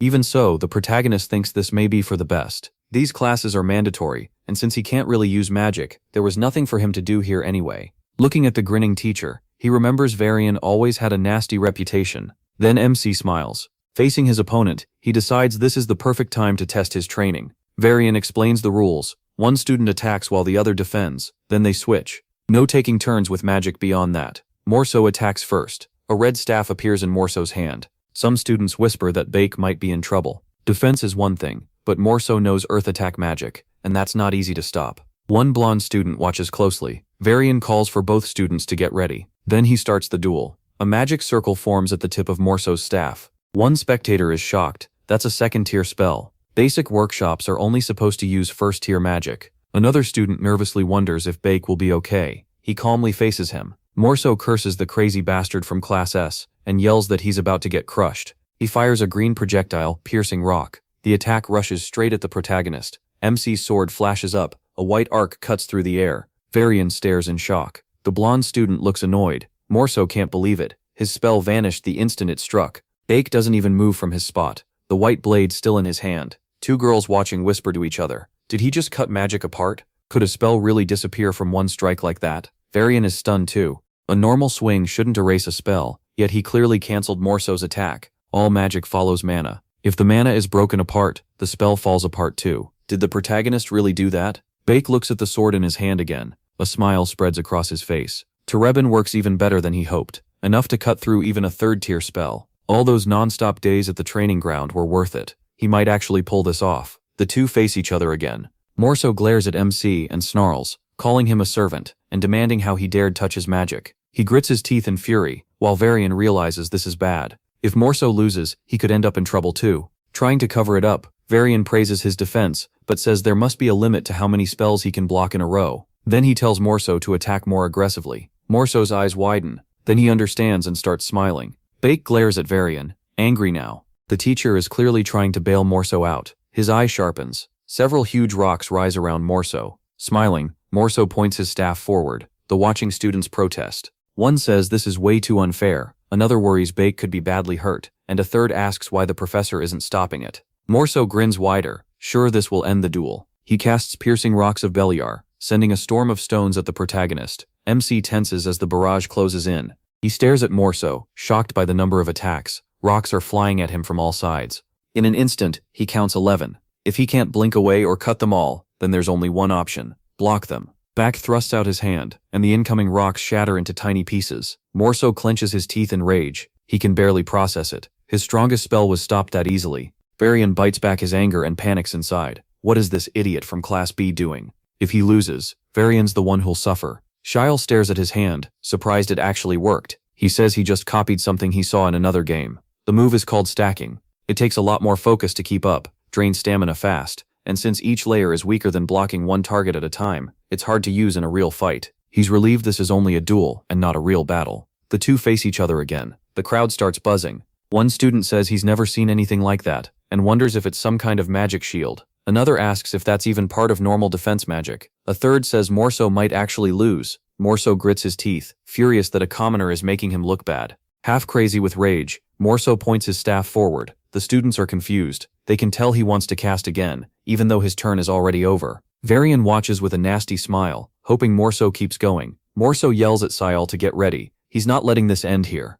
Someone calls out to the teacher, and Varian asks what this is supposed to mean. He's talking to a blonde student named Jeremy. Jeremy narrows his eyes and asks why the professor won't let the hero take his turn. Varian forces a crooked smile, but he has no answer. Then panic hits his face. The students grow uneasy. One says this has gone way beyond a normal freshman duel, and if anything goes wrong, the hero could get badly hurt. Another starts questioning whether the teacher is fit to teach at all. Varian realizes he got so wrapped up in the match that he stopped noticing the crowd turning against him. Jeremy calls out again, and Varian suddenly looks trapped, stammering. Varian finally says he's giving the turn to the hero. Then someone calls out the name of the skill, Magic Shield. Xiao puts his sword to Morso's throat, and the teacher is forced to announce his victory. Morso stares at him in fear. Jeremy smiles, pleased. At last the hero won, and Class S is more impressive than he expected. Jeremy smiles again. Heavy groans echo through the room. A girl stands there while someone nearby begs for forgiveness through the pain. Morso lies on the floor in a pool of blood with someone standing over him. Jeremy looks down calmly, while Morso groans beside him. The blonde prince beat the student who lost to the hero nearly to death. Jeremy walks up to Varian and says her name. She lets him know she's listening. As he wipes blood off his hand with a handkerchief, Jeremy says his friend seems very sick and tells her to take care of him. If anything happens, he'll be very upset. Varian says she understands, and Jeremy thanks her. She frowns as he walks away. Then it hits her. Jeremy called the beaten student a friend, not a loyal subject. In the Scalvan Empire, the heir is chosen only by magical talent. Jeremy Scalvan beat out his brothers and became crown prince at just 12. Varian realizes that if Jeremy called that boy disloyal, then the Dordan family has already been pushed out of the Empire's politics. She looks ahead sadly. It's not just Morso in danger now. A commoner named Baekuso Usial has caught Crown Prince Jeremy's eye, and his life won't stay peaceful either. Later, students move around the academy grounds. In alchemy class, someone asks if the others have heard about him from Class S, and that thing he said about chivalry. One student laughs and asks what chivalry is doing in a magic academy. Maybe the guy just wants attention. Still, he beat Morso Dordan. His friend is shocked. He thought the Dordans were a powerful family in the Empire. Flame looks down, bothered that no matter where she goes, people only talk about the hero. She isn't the type who wants attention, but for some reason it still annoys her. Who is this guy anyway? A teacher with glasses tells the class to focus. This is Professor Mazin Tyron. Mazin Tyron explains that alchemy needs exact amounts, careful work, and strict heat control. Today they'll be making a potion for fatigue, so everyone needs to pay attention. The tools are set out on the table. Holding a measuring cup, Flame thinks this class is a pain. One mistake, and everything is ruined. She watches the bowl heating over the fire with worry. Mazin Tyron suddenly calls out to Altalicia, warning that what she's doing is dangerous and she needs to be more careful. Walking over, the teacher coldly asks if she really thinks she's an alchemist. The blonde girl can only apologize. Flame clenches her fists and glares at the teacher, thinking Mazin Tyron is going to snap one day. Until then, all she can do is keep showing up to class. Then she hears someone laugh nearby. She turns toward the sound. It's a young man gripping a measuring cup, looking weirdly happy. Flame recognizes him as the hero. Watching him work with total focus, Flame realizes she was wrong. At first she thought he took this class to get closer to Ezao, but now it just seems like Sapolzi's plain crazy. Either way, she figures she should stop staring and get back to work. 2 red vials sit on the table. Flame wipes sweat from her forehead, relieved she's finally done. At least she finished fast. Good grades help. She glances to the right looking for Ezao while still working. Pink liquid swirls inside her measuring cup. After checking it, Flame sees that hers turned out fine. Then her eyes widen. She notices pages above Ezal filled with magic notes. Flame remembers that in the original story, Ezal found Mina's magic drawings here and used them to make the best version of the fatigue potion. Ezal lifts a vial of purple liquid to eye level. Flame rubs her chin, confused about why Ezal is still making a normal potion. Then she hears someone ask the hero why he changed the ingredients without permission. That voice makes Flame turn at once. Xiaobei stands beside Mazin Tyron and calmly says this way works better. She fires back, asking what exactly he made, because it definitely isn't the fatigue potion she assigned. Flame stares at him in shock. Seeing Sial in his lab gown and glasses, she realizes he may have made the very potion Ezal was supposed to invent. The whole thing feels strange to her. From a short distance away, Flame still can't understand how Sial made the potion that should have belonged to Ezal. Mazin Tyron grabs her forehead and complains that he never listens. She calls his behavior terrible and says this is exactly why commoners don't belong at the academy. Flame looks at her, stunned. A memory flashes through her mind. One of the professors speaking to Ezal. Flame remembers what happened before. In the original story, that line was different. This is why your family is in decline. Those words hit Ezal hard. As the daughter of a trader who had already lost her family, she was shaken for the rest of the lesson and couldn't focus until the potion was done. Flame keeps watching Xiaobei and starts to wonder if he knew that. Maybe he drew Mazin Tyron's anger on purpose to keep Ezal from going through it. Her eyes go wide. The professor has a lot of power at Stellab Academy. If she dislikes you even once, you can feel it in your grades, even in other classes. Flame can't understand what is wrong with the hero or why he'd take that kind of hit for someone else. Mazin Tyron snaps and tells him to stop right there. Then she demands that he bring his parents to her immediately. A bead of sweat runs down Sial's cheek. He suddenly remembers something. He got so caught up in alchemy that he forgot this awful part of the story. Looking at the teacher, he quietly says he's an orphan, but Mazin Tyron keeps shouting like his words mean nothing. Sial figures he's already in trouble now, so there's not much else he can do. Even so, he's already thinking about trying a kimchi potion and a cola potion tomorrow. A few weeks pass. In class, Mazin Tyron angrily calls out to the hero and says she won't repeat herself 10 times. He needs to stop using ingredients she hasn't taught yet. Shale answers that the result is better if he tweaks her formula a little. Standing right in front of him, Mazin Tyron stiffens. An info card for Mazin Tyron appears in front of him. It says the dark demon's influence on her has reached 21. The hero reads her status and realizes the professor is driven by envy and insecurity. She's an alchemy teacher, a dark demon contractor, and the boss of episode 8. To him, that means the story is moving exactly as expected. In episode 8, Maison Tyron gives in to those feelings, falls fully under the Dark Demon's power, and becomes a villain. Once the Dark Demon's influence hits 90, she turns into a complete monster. Before it reaches 50, magic can't detect it at all. Right now, Maison Tyron is only at 21. Sewell knows he can't prove she serves the darkness yet, so he decides to keep pushing her until the number passes 50. Then he can call in Dark Demon Hunters. Most victims can still be saved before full demonization, but Maison Tyron chose this path herself. She made a deal with the darkness, and the seed inside her has already bloomed. There's no turning her back now. Inside the magic circle is the item he needs. He's already met a dangerous boss, so he has to prepare early. If he does nothing, the professor will turn more students into dark demons and put Stella Academy at risk. Maison Tyron coldly tells him his attitude is still awful, and he shouldn't expect good grades from her class. Sale thinks that might actually help. If she stays focused on him, the others may suffer less. He lets out a long sigh and figures he just needs to stay low for a while and ease off class a bit. Yeah, as if that'll happen. Then the practical exam turns out to be a group assignment, which he never saw coming. Beside him, Ezel and another student look just as miserable. Sale can tell the mood is terrible. Anyone watching would think they were at a funeral, so he puts on a bright smile and introduces himself. The others do the same. One says he's Ka Sahun, another is Mao Leiwan, and Ezel gives her name too. Ka Sahun groans that they're in serious trouble. Professor Maison Tyron always gives bad grades to students she hates, so the exam itself hardly feels important anymore. Hearing that, the hero starts to feel guilty. Ezel asks if they're really supposed to give up already. She reminds them the practical is judged by at least 3 alchemists from the alchemy castle, so Maison Tyron can't ruin everything by herself. Ka Sahun and Mao Leiwan stare at her, surprised. Then they trade smiles. One says they should still do their best, and the other admits he feels a lot better now. Sale smiles at Ezel. She turns away, still not looking very pleased. At their desks, Ezel says the Devitality potion itself won't be too hard if they use what they've learned. The real key is getting top-quality ingredients, especially the fire lizard's tail. The hero volunteers right away. Ezel warns him that picking the right monster matters most in alchemy, and the ingredient has to be as fresh as possible. He tells her he already knows that, and she says that's good to hear. Even so, Ezel is still worried. He seems too sure of himself, and she hasn't decided if she can trust him yet. Sale just smiles and thinks he already knows where to get a fire lizard. Later he asks Maison Tyron if she called for him. Smiling as she holds a small stack of papers, she asks him to deliver them to the first years in Group S from Alchemy. Then she adds that Group 12 can probably be skipped. He agrees without hesitation. Maison Tyron watches him with a smile. In her mind, the alchemy practical is judged by official alchemists from the alchemy castle. If that brat humiliates himself in front of them, his future as an alchemist will be over. Still smiling, Maison Tyron calls out to the hero. She plans to teach him what happens when someone goes against a professor. Class S training ground. Someone calls out to Flame. She turns in surprise. A student walks up, hands her a note, and says the alchemy professor wanted her to have it. Flame takes it and thanks him. Before leaving, he adds one more thing. The professor said not to tell the other students, and Flame would understand what that meant.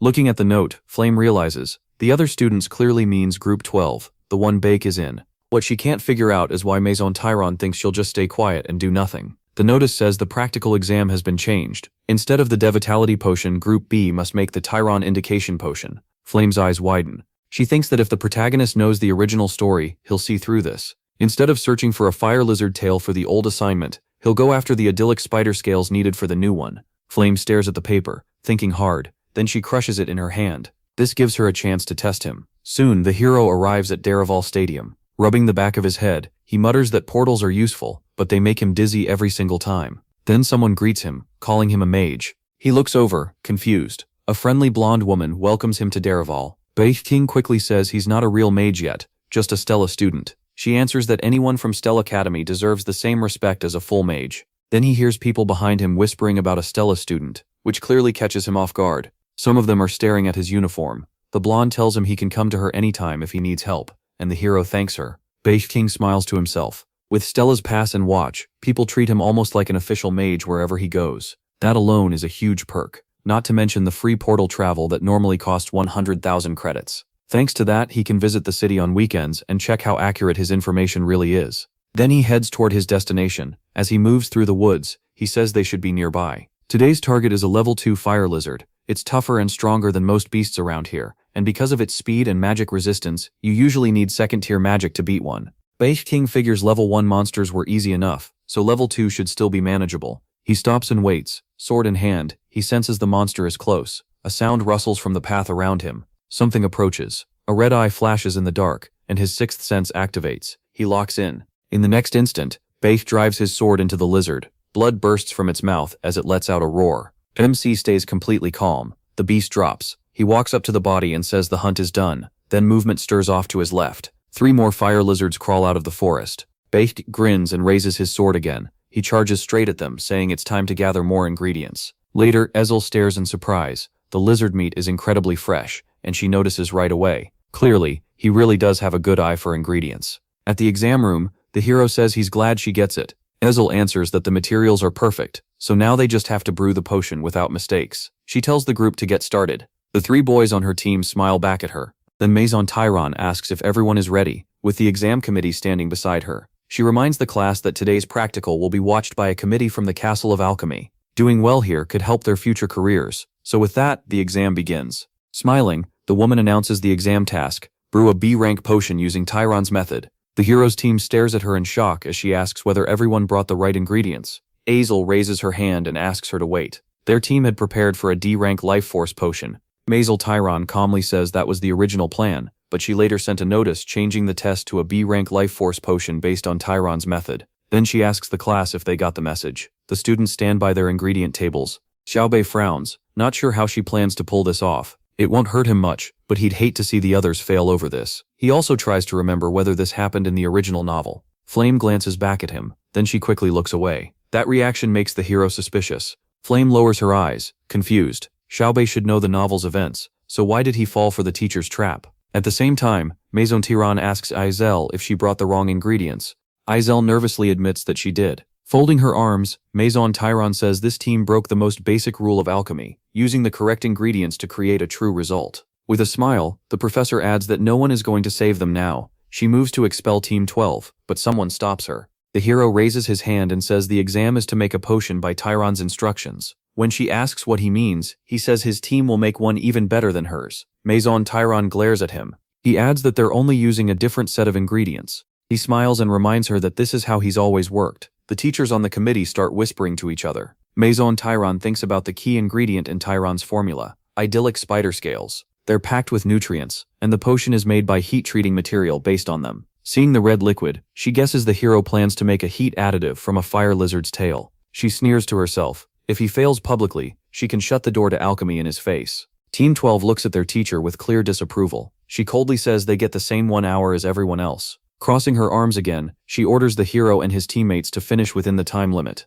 The hero presents a red and black ingredient. Someone asks if he's lost his mind. Another student frowns and says lizard meat can't possibly work here. Masail just smiles and says they have no choice but to try. He tells them to trust him. The 2 boys beside Ezel exchange looks. One says doing something is better than getting disqualified, and the others agree. The boys tighten their fists, ready to make the potion. One of them says they'll prove what they can do. Sail smiles and tells everyone to listen carefully. Alchemy had been one of his favorite parts of the game, so he wrote down every recipe he could find, even basic ones. That included Tyron's B-rank indication potion, though he never planned to make it, since Professor Maison Tyron was supposed to invent it later. With his teammates behind him, Cial explains that idyllic spider scales are rich in nutrients because they protect eggs. In that way, they're similar to a fire lizard's tail. Touching the ingredient, he tells his teammates to examine the blood vessel next. As they lean in, he explains that the leaders of the Alikar tribe in the southern sands eat it to boost their health. Some even believe it can extend life, so it should work here. Malaiwen raises her hand and says she knows the Alikar tribe's processing method. He asks if she can handle it, and she agrees.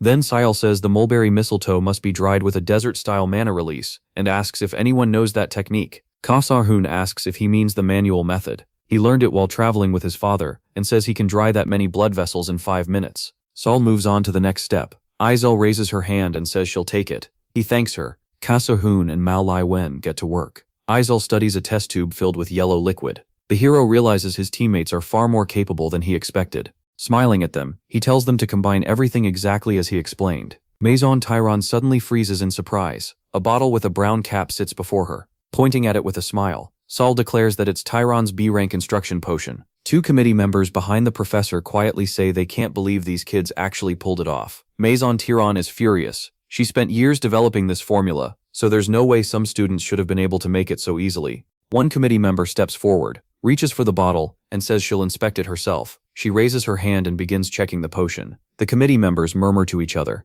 One asks if something is wrong, and another says the process isn't perfect. There are a few too many ingredients, but the potion is still more effective than Professor Maison Tiron's version. The students light up with joy. Behind the committee, the teacher trembles with rage. One examiner says this is unbelievable, while another mutters that the students have truly rare talent. Maison Tiron's eyes burn with anger. Silence fills the exam room. She demands the potion and snatches the bottle, saying she has to verify it herself. Then she stares at it, stunned. Gripping the bottle tightly, she realizes the method is clear. They use nutrients from monsters to sustain human life force. This really is a completed Tiron instruction potion. Teeth clenched, the professor can barely accept it. She can't understand how a group of students made something better than her own work so quickly, and she's angry enough to crush the bottle. Still, she reminds herself that she's the one assigning grades. If she wants, she can disqualify them for using the wrong ingredients. Maison Tiron sets the bottle down and says she's done checking. She starts to address Team 12, but one committee member cuts in and says even an A+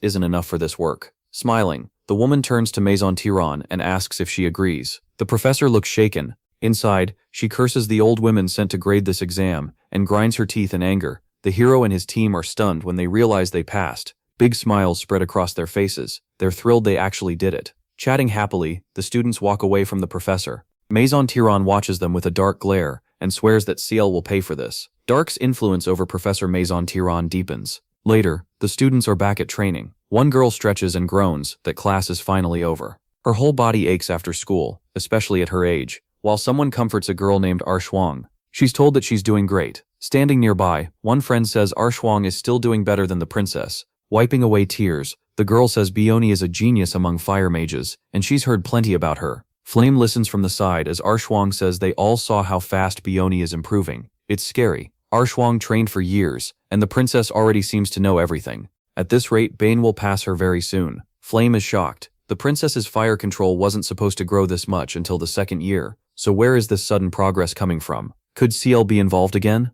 As one friend tries to lead Arshuang away, Flame recalls how strange the alchemy practical was too. She remembers that Azel was supposed to create the formula for Tyron's B-rank indication potion in the future, and only after that would Professor Maison Tiron get hold of it and improve it. Rubbing her chin, Flame can't figure out how CL knows a recipe that didn't even exist in the novel yet. At the same time, he also seemed unaware that this incident would happen. Then her eyes widen. The boy knows things from the future, but not the original plot. Flame imagines him with an hourglass behind him, and reaches a new guess. Maybe he regressed instead of taking over a character like she did. Flame thinks her guess fits. If Cecil really came from the future, he might remember the big events but not every small problem Izel went through. A bright flash appears over the boy's head, and Flame recalls something from the novel. Mosha was once given the power to return to the past. That trip was made possible by the only being in this world that rules time, the 11th moon of the Silver Age. Then someone asks Flame what she's thinking about. Flame turns at the sound. She sees a young man and realizes it's Hong. Flame says he showed up at the perfect time. Since he knows the hero, she asks what he thinks of him. Hong shrugs. Seal is just a strange student, nothing more. When she presses him on whether anything else feels off, he says no. Flame grabs her head and says she gets it now. Hong asks if she's that interested in him. Caught off guard, Flame admits she is interested in Seal. Hong looks at her with a hint of sadness and says he understands. Flame clenches her fist, thinking that Seal seems to know the original story's events just like she does. Flame says this won't work. Hong asks what she means, and she says standing around isn't her style. Since she's here already, she'll just be honest with Bake. Hong stares at her, confused about why she wants to confess her feelings to the hero. The two stand in front of the academy. Flame waves and thanks him for hearing her out. Hong waves back. He raises a hand in reply. Looking downcast, Hong calls out to Flame. He stays behind in the square, still looking sad. The next day, Bake sits with a cup of tea, wondering what he should do next. He knows the Dark Demon's influence on Moshao has already reached 37%. That means the next incident should happen within 3 months. Mazel's corruption can randomly strike one student, and there are 3 possible targets. First is Flame's friend, Jackie. Second is Arshuang, one of Bayane's supporters. And last is Hong, heir to the Full Moon Tower. In the worst case, Hong will be the one affected. Bayek gets up and leaves. Even if this event is super rare in the game, he knows he has to watch Hong closely. If the Dark Demon reaches the Full Moon Tower's heir, it almost always ends badly. He suddenly stops, surprised by the person in front of him. It's Flame, and she looks dead serious. Facing him directly, Flame asks who he really is. Bayek is confused, so she reminds him that last time he never gave her a real answer about his true identity. The protagonist looks down, annoyed that this talk has started again, Everything only gets messier from here. His left eye twitches slightly. Flame waits for an answer. MC thinks that if he tells her the truth and gets information from her too, he might actually reach the real ending. Maybe it's worth trying. He starts to speak. Then a flood of red warnings appears in front of him, saying he doesn't have enough authority. He is forbidden from revealing that he was reincarnated to any key character. He also can't pass important knowledge or information to one of them. Baio looks up in shock. This is driving him insane, and now he has no idea what he's supposed to do. Throwing a hand to his forehead, he suggests a compromise. They both have secrets they can't reveal, so maybe they should stay on the surface. Flame looks at him and agrees. He lets out a relieved breath. Crossing her arms, Flame says she'll go first, and asks if he knows the future. He immediately realizes she pulled out her strongest card, even after he asked her not to get specific. With his eyes closed, Bike says she probably already knows the answer, if she's asking that. Then he asks why she came to this academy. Flame says she wants to stop this unstable world from collapsing. The protagonist likes that answer, though he can't tell if she's being honest. Then Flame says it's her turn again, and asks why he acts the way he does. MC blinks, unsure what she means, and decides to answer as vaguely as possible. Watching him closely, Flame hears him say he thinks this is best for everyone. He hopes that answer will be enough. Instead, Flame starts shaking with anger. Smiling weakly, he looks at her as she yells at him not to lie. Bannock just stares, confused, while she snaps that his answer isn't good enough. Clenching her fist, Flame says he has to have some goal, something to gain from all this. The protagonist says he doesn't. She asks again in disbelief. Touching his forehead, MC admits he probably doesn't even know what he wants. Then, after another stunned look from Flame, he says maybe all he really wants is to survive. Flame stares at him, shocked. In her head she questions him again, but out loud she only apologizes for pushing too far. Bake watches her, trying to tell if his careful answers worked. Then Flame turns away in tears and says she's leaving. He tries to stop her because it wasn't his turn yet, but once he sees her crying, he lets her go. Someone suddenly calls out to the protagonist, and he turns. A young man walks toward him with clenched fists. MC practically hiccups in fear. Feng glares at him and demands to know why Flame ran off crying. If MC lies, Feng says he won't let it slide. A little shaken, Feng realizes the strongest guy's main rival is angry at him now. Then he remembers Hong has a one-sided crush on Flame. Not wanting this to get worse, he says plainly that nothing happened between him and Flame, then asks why Hong is so worked up. Feng asks if he really thinks he'll believe that. The protagonist raises a hand with a smile and says it wasn't anything like what Hong is imagining, so there's no need to worry. Deep down, he hopes that excuse is enough. Hong frowns, then he bows and apologizes for asking something pointless. MC tells him he doesn't need to go that far. Hong says goodbye and walks off. He waves after him, completely confused. In the original story, Hong was cold, calm, and impossible to read. Now he's acting nervous and emotional, and that leaves him uneasy. Later that night, a book lies open under lamplight.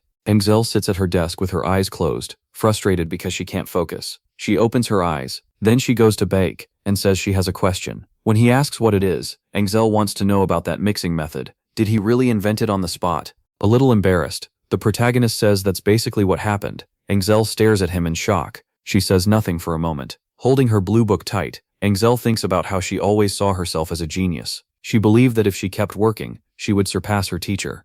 Now that belief starts to crack, and the thought fills her with anger. Her fist tightens on the book. At this rate, she'll never avenge her father on Adelbits, the man who framed him as a traitor and had him executed. She thinks of the people she still has to take revenge on. To snap herself out of it, Izel slaps both cheeks. Opening her eyes, she tells herself she can't let this end here. She decides she just has to work even harder. That night continues in the dorms. Flame lies in bed, regretting her choice. She picked a 4-person room because she liked being around people, but if she'd known things would get this messy, she would have chosen a private room for Class S students. Quietly, she says Bayek's name. Flame thinks back to their talk. MC clearly said he had no clear goal, and to her, that confirms he really regressed. Near the end of the original novel, the 11th moon of the Silver Age told Matt this. A yellow beam shot into the night sky above him. A powerful yellow flash bursts out. The voice continues, asking if he still wants to go back and walk this road again, even knowing his family and the people he loves will forget him. With one eye shut, he says that if this is his fate, he accepts it. But then Izel stops him. She suddenly appears behind him, tears in her eyes. The blonde cries out that she'd rather die with his memory than live in a world where he's gone. She says they should face death together. Kneeling, they hold each other tight, and her plea changes his mind. He gives up on regressing. In the epilogue, that choice leads to the world's destruction. Flame grips the blanket. She thinks that if this world is really following a different path from the novel, and Bikia Shao used the 11th moon's power to go back, then once his mission ends, he'll vanish, and every trace of him will be erased. She pictures the young man in her mind. Then she remembers something else. Someone who should have lost almost all his memories and lived with only one goal, said he just wants to survive. Flame tightens her grip on the sheet. If that's true, then, she suddenly hears something. Jackie comes in and says Wang Guang is here to see her friend. Coming to the bed, Jackie adds that he's waiting on the first floor of the dorm. Flame tells her to say she's not here. Jackie puts a fist to her chest like she wants to argue, but Flame cuts her off. She's going to sleep, and the guy downstairs means nothing to her. That leaves Jackie stunned. Her expression falls. Down in the dorm, Wang Guang waits with his arms crossed. Jackie runs over and calls out to him. He looks at the smiling girl, slightly confused. Jackie gazes at him with obvious affection, but when he asks who she is, she's caught off guard. He turns fully toward her and asks where Flame is. Jackie says Flame isn't feeling well and already went to bed. Wang Guang glances aside with contempt. He can't believe someone would get upset over being rejected by a third-rate student, then says he's leaving. Jackie silently watches him walk away. She's crushed. Jackie admits she has strong feelings for Wang Guang, yet he can't even remember her name. It's always been this way. She thinks about Flame, the girl everyone always praised for her talent, and noticed right away. Looking down sadly, Jackie feels like Flame always gets everything.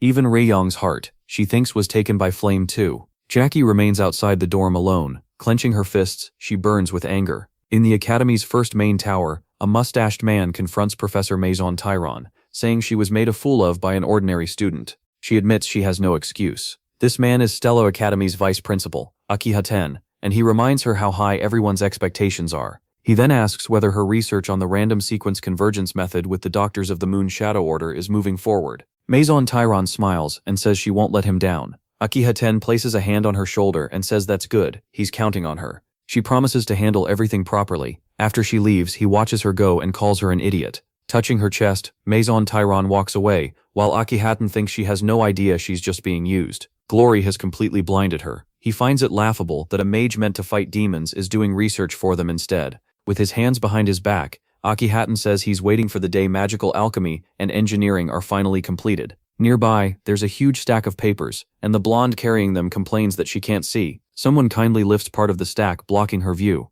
It's the hero, offering to help her. Among the papers are sheets clearly tied to magic formulas. The girl happily thanks him, saying Professor Maison Tyron would have scolded her again if he hadn't helped. Xiaobei tells her there's no need to thank him. Then he glances to the side and notices the room is a total mess. His eye narrows. Looking at the board, he realizes what's written there. The blonde explains that Professor Maison Tyron is developing the formula with some doctors, and they seem to call it the random sequence convergence method. Chipol is shocked. He stares at the board, repeating that name in his head. He remembers that the random sequence convergence method became the first formula in magical alchemy and engineering, and he also remembers Maison Tyron finishing it with the help of demons in the original story, which led to terrible results because their technical skill was far beyond hers. Thinking of the blonde beside him, he figures Altalicia's presence could change all of that. Still studying the board, Sayal tries to guess what happens if she solves the problem, before the dark demons enter the story. Then someone calls for Altalicia, the assistant. She looks up and asks if he wants coffee. Half turning toward her, Sayal asks if Professor Maison Tyron's constant bullying doesn't annoy her. Startled,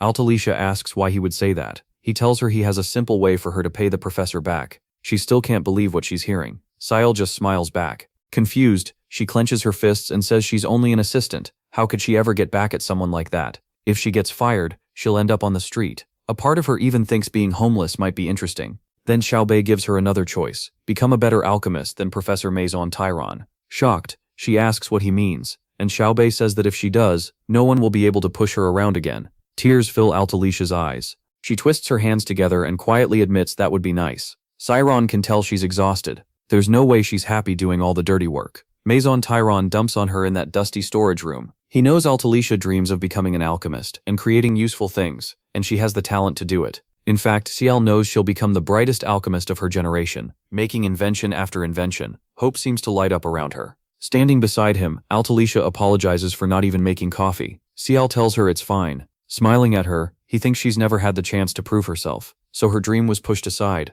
but soon he'll help make it real. After the first week of exams ended, Ciel kept visiting Altalicia regularly. Beaming, she clasps her hands and asks if he really thinks so too. She says she's wanted for a long time to make a pen that changes color when you press a button. Ciel suggests adding an eraser too. Altalicia says that could work, though she's not sure what to do about mechanical pencils. Watching her, he realizes her ideas keep growing, but working out the formulas is still her weak spot. A voice calls from the hallway. As Ciel walks along, he thinks he has to guide the young genius to the right answer before Maz and Tyron notices, and that won't be easy. Then someone calls him an old man and asks why he's spacing out. Ciel turns toward the speaker. It's Flame. She warns that if he keeps daydreaming, he's going to walk into something. Crossing his arms, Ciel asks who she just called an old man, and Flame boldly answers him, obviously. That makes him realize something. He never told anyone his age in this world. He also notices Flame talks to him a lot more now. Closing his eyes, he says her timing is good. He wanted to speak with her about Jackie. Flame looks surprised and turns away, saying that's not right.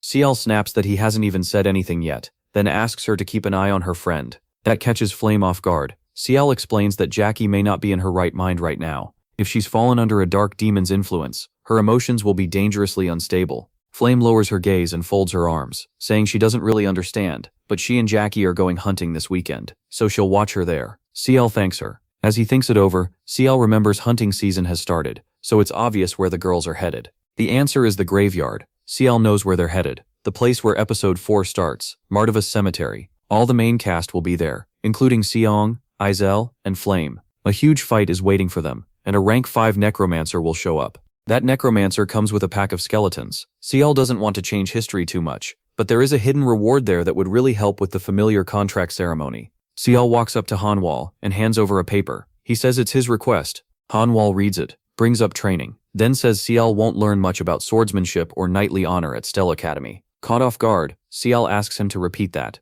Hanwal tells him to forget it, leaving Ciel even more confused. On the desk, Ciel spots several student files. One of them is Ciel's leave request, and he decides to look into it just in case. Ciel mentions that a lot of students are asking for leave to go hunting. Hanwal says they're probably heading to Martavis Cemetery for club activities and points. Ciel notes that Seong and Ryang already have top grades, but they still keep pushing themselves. Looking right at him, Hanwal says that's not the full story. Shaoshan's going home, and Ryung is going with Flame. Xiao Bei's face tightens. Without Sham, that boy won't stand a chance against the necromancer. He can't understand why Sham would leave his team unless something serious happened. Thinking it through, Xiao Bei realizes this group can't handle a rank 5 necromancer anyway. He tries to figure out a solution. Without solid proof, he can't ask for backup, and because of the limits on what he can say, he can't give a clear warning either. But he also can't just let them die. His hand curls into a fist. Xiao Bei makes up his mind. If no one else can fix this, he'll do it himself. A few days later, they arrive at Martavis Cemetery. A student stands over a dead monster. It's second-year Doc Cholkwang. He asks if this really counts as level 2 danger, and says these fortune-teller fish go down in one hit. Someone calls him an idiot, and demands to know why he's smashing everything. Cholkwang turns, and sees another second-year Casey Derek, who angrily asks why he never listens to orders. Nearby, Izel stands with another girl. The girl tells her to ignore him since explaining anything to Cholkwang is pointless. Her name is Ban de Dion, another second year. Dion tells Izel not to mind guys like that. Izel quietly agrees. The boys shout that they can hear them just fine, and when Dion asks what the problem is, one of them tells the other to shut up and watch his mouth around the new girl. Izel looks at them with mixed feelings. She only joined this group because they had an open spot and special leave was allowed. Even so, the 3 second years seem decent enough, and that helps her relax a little. Then Dion calls out to her. Izel is still distracted, and Dion makes it clear she noticed. Then Izel suddenly goes tense. The others look the same way. Dion asks about the noise, and Cholkwang says it sounds like someone's having way too much fun fighting nearby. Dion decides they should go check before the hunting zones overlap. She asks if Casif Derek agrees, and he says yes. The group heads toward the sound. Izel notices something ahead. A girl with white and pink hair steps into view. It's Bion, with Flame beside her. Izel recognizes both of them right away. One of the girls insists she landed the first shot on the fish. Izel stares as someone fires back that it's nonsense, and this is their hunting ground. The arguing keeps going. Izel notices the fish they're fighting over is huge, at least danger level 3, and probably hard to find. She watches the thing's ugly. Looking at Bion, Izel wants no part of this. She has no wish to deal with the younger sister of the enemy who killed her father. So she decides to leave as fast as she can. Before that can happen, a guy steps forward and calls some of them his juniors. He tries to calm the 2 girls down and says he understands the issue. Both of them instantly tell him to shut up and get lost, so he complains that they shouldn't talk that way to a senior. Bizel tells him that if he's really a senior he should act like one. He can only stare back in surprise. Then Bion and Flame suddenly freeze and look ahead in fear. A creepy energy spreads through the area. A skeleton hand breaks through the ground. Izel and Cholkwang recoil in shock. Nearby, Bion and Jackie do the same. Flame can barely believe it. Then a whole swarm of skeletons starts closing in on the students. By a tombstone, Sile gets 2 alerts saying his skill experience has increased. He checks them briefly. Then he says he wants to try using magic too. With his sword resting on his shoulder, he wonders why blink was the skill he got, but figures he'll understand soon enough. Sile turns his head, noticing something. He finds a tall fancy tombstone, and says this is what he was looking for. Standing before it with his weapon ready, Sile knows he doesn't have overwhelming power or top-tier skills to wipe out a skeleton army, head-on like the original Sile could. That leaves him only one way to survive. He has to fight like a player. His sword extends to its full length. Episode 4 begins. Necromancer's attack. Sile stands there with his usual gloomy look. Something yellow drops to the ground. Then a horrible monster appears, with a skull for a head. Sile realizes it's a general that commands hundreds of skeletons. It's crawling up from underground, and he remembers there are only 3 of these half-boss generals in this episode. At his current level, a normal fight would get him killed on the spot. Still, he has no plan to fight fair. Before the monster can fully rise, Xiaob smacks its head and yells for it to go back down. The creature roars. Xiaobei grins while the skeleton looks furious. In stories, people always wait around while the monster finishes transforming or summoning, but that's a waste of time. He announces that the spine staff is ready. The monster opens its jaws wide. Smiling at the staff he made, Xiaob says the command authority that belonged to the skeleton generals will now become his. He glances left, ready to move without hesitation. Elsewhere, angry skeletons close in while the students bunch together in fear. Flame raises her staff to fight. She had completely forgotten this was the Necromancer episode, but now she realizes something is off. From what she remembers, Ma Yusheng was supposed to be here. Instead, Izel and random side characters are standing in his place. Flame can't understand where Xiaom went, and the thought hits hard. They may have to face a rank 5 Necromancer with a team this week. Her hands shake around the staff. The guy beside her says he already used the watch to call Stella Academy for help. They just need to survive the skeletons until someone arrives. The students form a circle as monsters surround them from every side. Cholk Wang says they only need to last a little longer, and Stella's professors will save them. Flame answers that even if they can't beat the Necromancer, they can still escape. Xiaobei cuts in and tells them to stop talking nonsense. This is a graveyard, and the longer they wait, the more skeletons will keep appearing. Pointing out the danger, she says they need to retreat to camp now. Jackie panics and screams at the skeletons to stay away from her. One of them lunges with a deafening roar. A strike blasts off the top half of the monster, threatening her. Adreao asks Jackie if she's okay. Jackie shakily says yes. Cholk Wang tells Adreao the new girl is pretty impressive. Adreao, however, notices the Necromancer must have come prepared. There's a strong chance he used the Pose Vessel technique. With Pose Vessel, a Necromancer can safely store and feed mana into a reserve. Their mana has limits, so without it, summoning even a dozen rank 4 skeletons would wear them out. Izel grows uneasy. The Necromancer has taken over far too much ground. Someone yells that the skeletons just keep coming. Smiling, Cholk Wang says this whole thing was probably planned long before now. He asks if the monsters plan to kill the students and turn them into skeleton mages. With a blue magic circle in front of him, Derek smirks and decides it's time to show the newcomers what he can do. He prepares a strong spell to wipe the enemies out in one shot. Then a skeleton hand grabs someone. The boy who had been lost in thought screams in pain. Cholk Wang smashes the skeleton in the jaw and yells for it to let go of his teammate. Derek narrows his eyes and shouts. Glancing left, Cholk Wang realizes Derek still hasn't finished the spell. Then a warning rings out. A counterattack is coming, so everyone needs to get down. A huge blue burst goes off. The girls freeze in fear. Bayon, crackling with sparks, screams that if this blows up, they're all done for. Flame ends up alone against a crowd of skeletons, gripping her staff. She knows this shouldn't be happening. Her strength is fading fast, and the situation is getting worse. Students are already down, and Flame can tell her mana is almost gone. There's no time to recover, and the enemies just keep coming. The skeletons spread out and close in on her. One of them charges with a roar, and Flame stares at it in terror. She can't believe this is how she's about to die. The skeleton is almost on top of her when Flame notices something. The monsters suddenly stop. Shocked, she blurts out that the skeletons froze. A boot steps into view. Then a figure appears behind the skeletons. Xiao looks at her calmly, and Flame recognizes him at once. She just stares, stunned. Then she spots a broken horn skull in his hand, and realizes it belongs to the skeleton general. Flame knows that general is far stronger than normal skeletons, and protected by elites. So did Xiao really beat it by himself? He stands there with his staff, the upper half of the skeleton general stuck on top. Flame can barely believe it, but one thing is clear, he saved her. Back by the cemetery, the students gather as Cholk Wang says they survived, thanks to the hero. Xiao tells them not to thank him. Izel, still shocked, asks how he got the skeleton general's head. Xiaobei jokes that he just picked it up from a pile of bones, hiding that he was waiting where the monster would appear. Izel is left speechless. Xiaobei clears his throat and says they need a plan now. Once the necromancer realizes the generals failed, he'll start controlling the skeletons himself, and that'll be much harder to handle. With his arms crossed, Cholkwang asks if he has an idea. Xiao says he saw a necromancer near the main camp on the way here, so escaping the encirclement isn't possible. That leaves only one choice. They have to take down the boss. Dinade and Cholkwang stare at him in surprise. Behind a tomb, a twisted tree rises up. The students ask if he's serious. Xiao reminds them that necromancers have strong magic, but physically, they're nothing special. Dinade points out the target is surrounded by a huge guard force, but Xiao argues the enemy has already built a massive army. If they don't strike now, they won't get another chance. He quickly counts the enemy force in his head: 1 general, 6 elite skeletons, and 50 regular ones, and that number will only keep growing. Attacking now is their only shot at escape, but he still needs the others to trust him. Then someone says they can do it. Xiao turns toward the voice. It's Bione and Flame. Flame says Xiao may look dumb, but he knows how to fight. Bione agrees and says there's no other way out. On top of that, the necromancer probably won't expect anyone to attack him first. Dione and Cholkwang trade looks.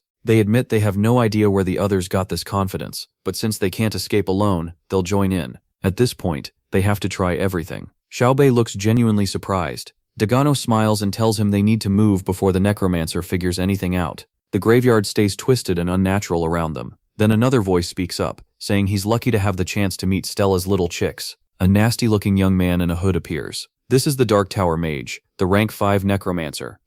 He says that once he turns these students into skeleton mages, the trash from the Dark Demonic Union won't be able to look down on him anymore. Standing in the middle of the cemetery, Dark thinks about the mana he's been storing in the Pope's vessel for 7 years, and the 700 corpses buried here. He grins, sure no one will mock him again. Then something suddenly startles him. Dark's face tightens as he realizes the link was cut off. Did someone actually defeat his general? A light flares up behind the necromancer. A strong explosion follows. Dark looks up in alarm. There's now a mountain of bones in front of him. Raising his staff, Dark notices a crack in the bone wall, made by 4th-tier magic. He snarls at the attackers and swears none of them are leaving alive. Fear fills the necromancer's eye. A yellow blast flashes nearby. From behind the tombstones, the students see a powerful stream of energy shoot into the sky. Bones rain down. Dark lifts his staff in front of himself. Now he's shaken. He realizes he completely let his guard down, and never imagined the prey would come after him. Still, these are Stella students. Seeing 4 shadowy figures ahead, Dark decides close combat is too risky.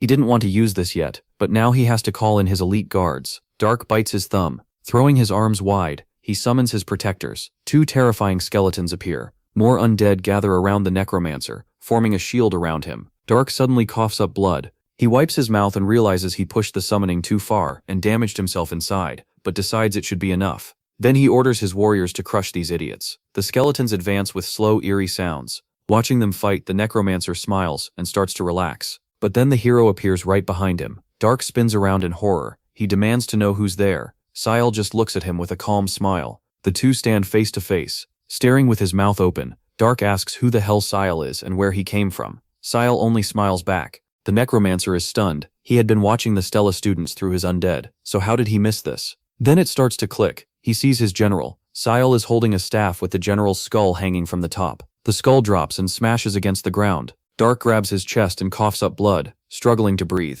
Cursing under his breath, he realizes he badly underestimated them. This must be the true strength of Stella Academy. Sile stands ready with a sword. Sweat runs down his face as he realizes this was never part of the plan. Cholkwang and Delene were supposed to finish the generals and come help him by now, but they're still busy fighting skeletons, and Ciel guesses the extra elite warriors slowed them down. He shuts his eyes for a second and realizes he may have to do this alone, even though he's the weakest one here. For a moment he even thinks about running. Then Ciel hears Dark coughing hard. The necromancer looks terrible, and Ciel notices his enemy isn't in great shape either. With skeletons still behind him, Xiaobei figures Dark hurt himself by summoning too many elite undead. A grin spreads across his face. Maybe he really does have a chance. Bren Yuan battles the skeletons. She's clearly exhausted. Things are getting bad fast. Then Jackie rushes over and points off to the side, saying the real problem is over there. Xiaobei is alone with the necromancer. Bren Yuan stares in shock. She can't believe it. Xiaobei is only a 1st-rank mage, while his enemy is a 5th-rank necromancer.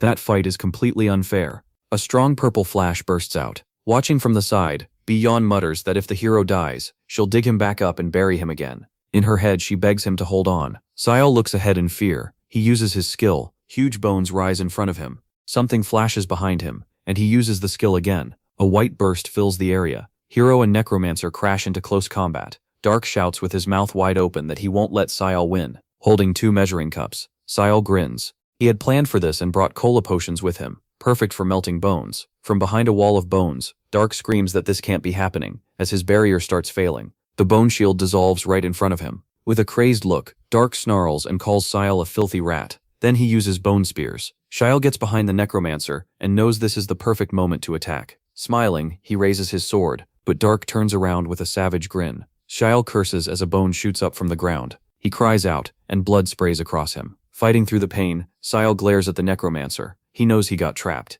He quickly jumps back to make space. Bachi Hake enjoys seeing Sayal in this state. Sayal stares him down, breathing hard. Even weakened, a 5th-rank mage is still terrifying. He tightens his grip on his weapon. He smiles through the blood on his face, but Sayal can tell he's still badly worn out. The necromancer is almost spent. One more rush should finish him, but thinking through the pain is getting harder. Sayal grits his teeth. At this rate he won't be able to use Blink Interrupt. Then an idea hits him. Sayal drops to one knee in front of his enemy. Grinning, Baik Hayek lifts his sword and yells for Sayal to die here, but then Sayal slips away, leaving the necromancer confused. The protagonist laughs like a madman, mocking Sayal for running. Sayal pants and tells himself he only has to last a little longer. Still laughing, the necromancer chases after him and shouts that resistance is pointless. Sayal is barely breathing, yet he suddenly smiles, because he knows he's already won. Crouching low, Sayal watches the necromancer carefully. The gap between them is 13 meters. Sayal smiles. From that range he won't need Blink Interrupt. He activates the skill.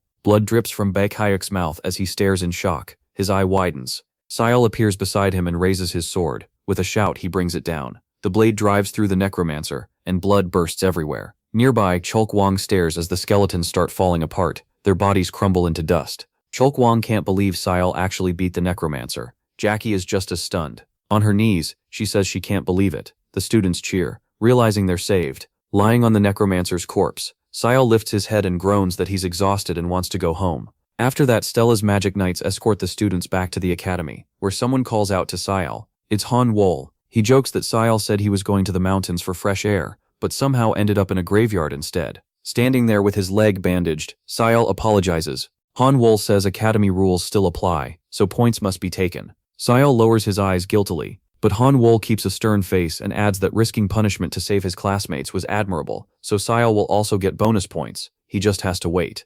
Han Wol turns to leave, and Sayal thanks him. Relieved, Sayal thinks he can finally rest. His legs need a few days to heal. Then he notices someone. Isel is standing beside him, and Sayal says her name. She shyly thanks him for what he did. He jokes that she can repay him with dinner sometime. Isel looks down and quietly asks if she'll ever get the chance to do that. Sayal turns to her, surprised. Looking upset, she asks if she can ever reach his level, even if she tries. That catches him off guard. Sayal realizes this is bad. In the original story, Isel never asked things like this. His actions must have changed her. Because he stepped in, she faced hardship without getting the chance to overcome it on her own. So Sayal tells her she shouldn't measure herself against him. She's already done things other people thought were impossible. Hand to her chest, Isel looks at him with trust and asks how he knows that. With his jacket over his arm, Sayal says it's because he's been watching her. Isel asks again, startled. Sayal panics inside. He can't believe he just said that. It sounds completely wrong. He quickly turns away, says he has to go, and thinks he almost sounded like a criminal. Isel lowers her head sadly. As Sayal walks off, she thinks no one usually cares about a trader's daughter, and yet he said he had been watching her. She presses her clasped hands to her chest, remembering his praise. Those words clearly meant a lot to her. Later, students gather in front of the academy. 2 boys stand nearby, one holding a notebook. Sayal glances around, surprised. People from the magic faculty, the magic tower, and noble families all came just for an award ceremony. It feels way too grand. Then he looks left, and notices Baek is glowing with excitement. Standing beside him, she asks what he's staring at, and Sayal says, nothing. Han Wol calls for silence and announces that 12 brave students will be honored for fighting dark demonic people. The crowd quiets down. The students line up before the stage. Altman Altwin stands next to Han Wol, smiling, and Han Wol says the director will hand out the awards himself. 2 boys stare in shock, and Sayal realizes the man before them is humanity's strongest mage. This is Altman Altwin, a 9th-rank magic master, one of the greatest in the world. Sayal remembers that Altman is over 300 years old, always smiling, and carries the fearsome title of Slayer. Altman steps up to Cholkwang, touches his hand and praises the students for doing well. He tells them to keep working hard. His robe trails behind him as he moves on. His face looks calm and kind. When Altman reaches Sayal, Sayal feels crushing pressure from the boy's gaze. Altman keeps smiling sweetly at him. Sayal realizes he's finally facing one of the only 10 ninth-rank magicians in the world. He can't afford to look away, even as something strange starts happening to him. Altman looks surprised. Then he laughs and says Sayal is as hardworking as ever, just what he hoped for. Sayal watches the director leave, confused by what that meant. Later, the ceremony comes to an end. Sayal looks at a folder and an envelope. With his arms crossed, he says 5 million credits is way too much for a reward, but at least money won't be a problem for a while. He also received a vessel of poses, basically a necromancer's heart. He studies the item. Rubbing his chin, Sayal says carrying it around will be annoying for now, but once Altalicia develops subspace, that problem should get easier. First though, she has to solve the random sequence conversion issue. At least the other students let him keep the reward. A blue window appears. Sayal checks his system rewards, and sees that episode 4, Necromancer's attack is complete, earning him a huge amount of experience. Another message appears. Because he changed the story in a unique way, the Constellation Project offers a bonus reward. Either a weakened item from the game, a weakened version of a skill from the game, or experience. Sayal stares at the message. Now he has to make another hard choice. He thinks over the options, then seems to decide. Sayal tells the system to turn the reward experience into the blank skill. He remembers the fight with the necromancer, and how powerless he felt. No matter how hard he struggles, normal effort alone won't be enough. If he wants to get stronger fast, he has to use what he knows. A new notice appears. Reward granted. Blank skill has hit its EXP limit, and the skill rank has increased. The info card now reads, blank, level 2, max range 12 meters, uses 3, cooldown 3 seconds. Sayal stares at his hands in shock. Then he smiles and clenches his fist. Blank can now be used 3 times in a row, so he can push himself longer without breaking down. He turns to the side. At the Academy's meditation classroom, the journey to the abyss continues. The students kneel on the floor. Ezel sits with her hands clasped and eyes closed when she hears the end of her name. As the full name reaches her, she opens her eyes in surprise and wonders if she fell asleep. A butterfly appears and tells Ezel that magic shouldn't work during meditation. Confused, she asks what it means, and the butterfly tells her to look up. Ezel lifts her gaze. Above the hall, huge blue crystals are floating. She stares at them, shocked. Ezel has no idea when she made them, especially since she never used a spell or formula. She quickly checks the students beside her, and realizes none of them noticed. Even rank 1 magic should have caused a mana flow they could feel before it formed. Hiding part of her face with her hair, Ezel thinks this must be the result of meditation. If so, the hero really saw this coming. Later, the students gather outside a store. Someone is holding a round bun. Ezel happily takes a big bite. Thanks to the reward money, she can finally buy a red bean bun for 150 credits. And to her, that feels amazing. Then someone calls her name, and Ezel turns in alarm. Jeremy stands there smiling, and asks if she's joined a circle yet. From the bench, Ezel says not yet. Jeremy then offers her a place in his group. She nervously crushes the bun bag in her hands, and asks what the catch is. Jeremy just smiles and says there is none.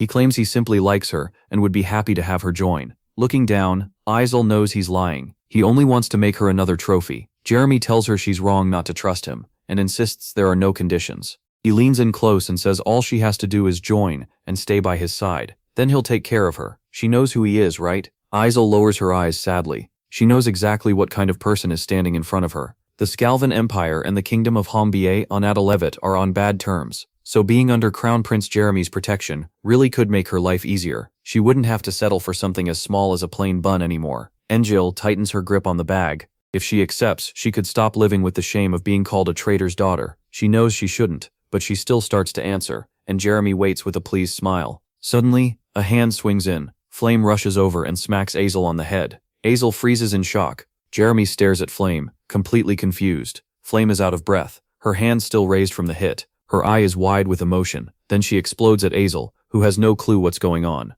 Flame calls her a bitch, and says she thought they could work things out together. But instead, Angel is secretly flirting with some guy. She even claims she confessed her feelings, only for Angel to throw her away. Grabbing Angel by the hand, Flame drags her off and yells that they need to talk right now. Jeremy watches them leave. For some reason he smiles. They end up near another building. Flame puts a hand to her forehead and says they were almost in serious trouble. Angel tries to understand what just happened, and Flame tells her to be thankful, no matter how crazy that scene looked. Angel just stares at her. Flame explains that if Angel had flat out rejected Jeremy, he would have ruined her. She apologizes for hitting her, says goodbye, and leaves, while Angel is still trying to process everything. As Flame walks away, she thinks she made the right call. If Angel had joined Jeremy's retinue like in the novel, he would have crushed her spirit on purpose. Flame wanted to avoid changing the original story, but after seeing how Shiel acts, she feels stepping in was the better choice. Her legs are still shaking. Flame looks around and hopes Jeremy didn't notice she made the whole thing up. Meanwhile, Jeremy sits at a table.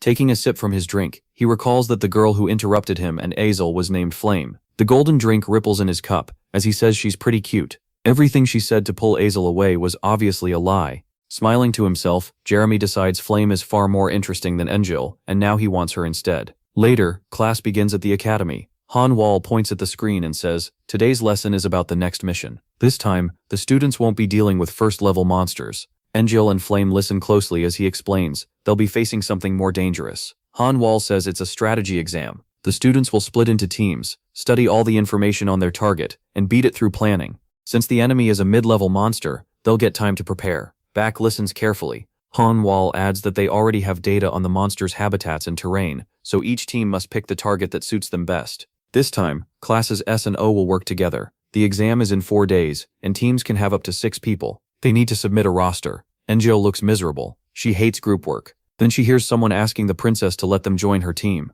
Her eye shifts toward the sound. Several girls have gathered around Hong-bie on ActionToon, practically fighting over who gets a spot on the princess's team. Hong smiles sweetly through it all. Azel stands nearby without saying a word. Watching them, she thinks this is exactly how things used to be before the Adelbites destroyed her family. Back then, the Grand Duchy of Malf, tied to ice, and the Adelbite royal family, tied to fire, were equals. Those two great houses kept each other in check, and split the magic world between them. Then the two geniuses born from those families entered the picture. Azel clenches her hand. She once believed she was chosen too, but in her current state, she's no longer sure she can ever take revenge on the Adelbites. A boy walks up and asks if she's by herself. Still downcast, Azel asks what he wants, then realizes it's Sayajil. He smiles at her. Raising his left hand, he asks her to form a team with him. Hong notices and looks over in surprise. She recognizes the hero at once and can't understand why he went to Azel. Stunned, Azel asks if he really just asked her to team up. Sigil says there is no minimum team size, so 2 people can make a team and even get a bonus for it. Azel asks if he's crazy. How are just the 2 of them supposed to handle a 3rd danger level monster? Her eye twitches with disbelief. Still smiling, he tells her to just decide whether she's in or not. Azel stands there too surprised to react. After closing her eyes for a moment, she says she has no one else anyway, so she'll accept. Sigil smiles and heads off, saying he'll submit their team list. Azel watches him leave. Then her eyes widen again. Hong walks up to her, clearly unhappy. Azel tells the blonde not to interfere. If she's scared to compete, she should just admit it. Hong can't believe what she just heard. Staring her down, Hong says Azel should at least act with some dignity, especially when a pig like her only got lucky. Azel is left stunned by the insult. Hong turns sharply away. Azel presses her fist to her chest and realizes Hong isn't afraid of her power. She's afraid of what Sial might do. Hong's face stays tense. Inside, she's furious. Does this idiot really think the princess would lose just because that loser is standing beside her? Hong looks around and thinks she could win even with a team full of followers, but the smartest move would be to recruit the knight known as the best of the best. A young man stands by the window. It's Seong, and he's watching someone. Hong goes over to him.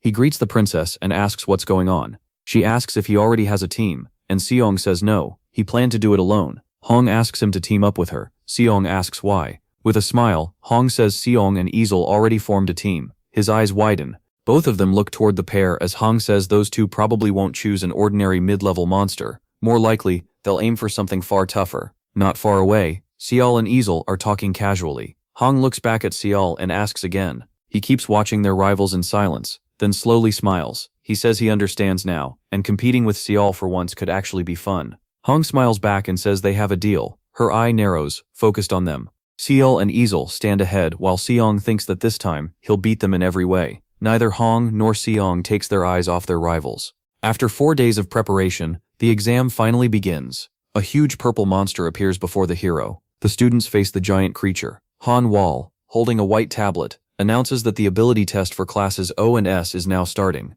A magic formation surrounds 2 students, while another group fights a giant tree. The commentary notes that Group 16 chose a mugger, which is considered a fairly easy mid-level monster to defeat. Flame warms up her hands. She raises her gloved right hand and tells herself she's ready. She can't go for bonus points by using the opposite element, and a mid-large special monster is out of reach, but beating a level 3 monster alone would still bring the best score. She figures a normal level 1 monster usually takes top students to beat. Still, with the right matchups, experience, and conditions, a mage can handle something several levels higher. With her light magic and almost no elemental advantage, she knows her options are limited. Even so, she hopes Izel can manage. Flame remembers that in the original story, Izel couldn't find a team because of Bayon and ended up with the lowest score. She had even thought about asking her to join up, but now Izel has teamed up with the hero. Dark walks up to Azel, rubbing the back of his head, and apologizes for taking so long because he had to use the restroom. Flame thinks Azel's story should turn out better this time, with him by her side. Azel quietly studies the other students.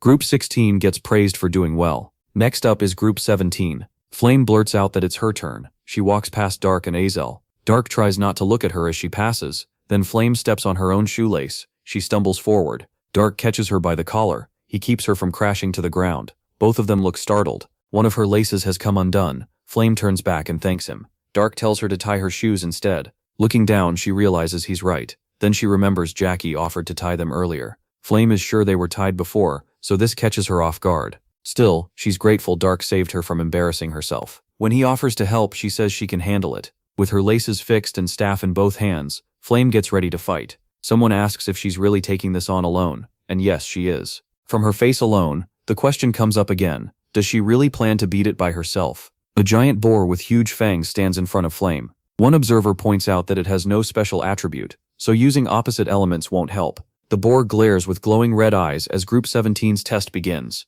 With a thunderous roar, the monster charges straight at her. A commentator says it rushed her like it was insane, and wonders how she can stop it alone. Flame uses flowers whispering in the wind. She keeps her eyes locked on the charging beast. Something long and green lashes out. Those green strands stab into the boar's back. The monster throws its head back and roars. Flame follows with Modify Matter, and white crystals form in front of it. The huge beast shakes hard, looking ready to collapse. Flame glares at it and thinks she's still not done. Yellow magic circles appear above her. Branches wrap around the boar while it roars and struggles. A bright flash bursts above the branches, and the monster's shape starts to blur. Its massive jaws full of sharp teeth lunge toward the girl, then a powerful yellow beam erupts. It slams into the monster. As Flame stands inside the magic circle, she watches her enemy drop at her feet. The students on the balcony stare at Flame's fight. One says she's no joke. Another admits his 5-person squad couldn't beat a mid-level monster, and someone asks who she is. Tired but happy, Flame leaves the field thinking she finally pulled it off. Then she notices someone nearby, just a glimpse of a leg, and wonders if she imagined it. The next group is called in. A boy and girl step forward as Group 31's test begins. It's Bayon and Hong. Flame watches Bayon and Hong closely. With her arms folded, she listens as the students react. Someone shouts that the princess is here, and a girl calls out good luck. Flame can't figure out why Bayon teamed with Hong, instead of one of his usual followers. In the original story, those two weren't connected at all, so this pairing feels strange. Magic starts to gather, then part of a green monster comes into view. A giant fishman rises before Bayon and Hong. One student recognizes it at once and panics. It's a special mid-level monster. Finding something that rare just for the test is amazing, though people say that's what you'd expect from a princess. Flame narrows her eyes. She knows this isn't just any special mid-level monster. Bayon and Hong use fire, earth, and lightning, but the fishman is a water monster, which counters fire. Worse, it can fly. Flame realizes it's a terrible matchup for both of them. From the balcony, she studies the fight and understands their plan. They're taking on a monster everyone else avoided,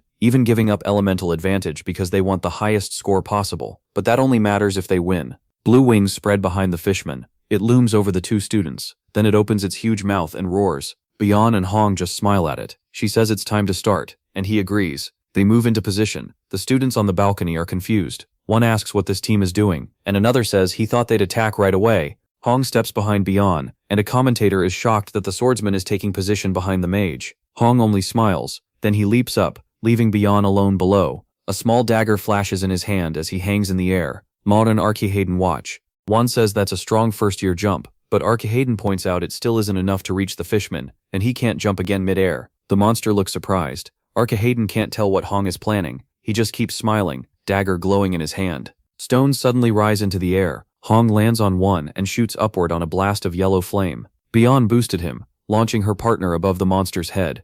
Mon and Archihayden stare in awe. Archihayden looks up, gripping her staff, eyes sharp. Someone can only say this can't be happening. Close on Hong's face, he uses Giant Strike. A huge ghostly shape forms around the end of his weapon. The blow smashes the monster down into the ground, leaving clear damage across its green body. Hong raises his sword again, and a blurry mass like stone forms above. The monster is slammed under huge rocks. The fishman opens its fanged mouth, its yellow eye wide. It lets out a deafening roar. Hong sees it break free with no trouble, but he keeps smiling. It doesn't matter. Bayon has already finished her spell.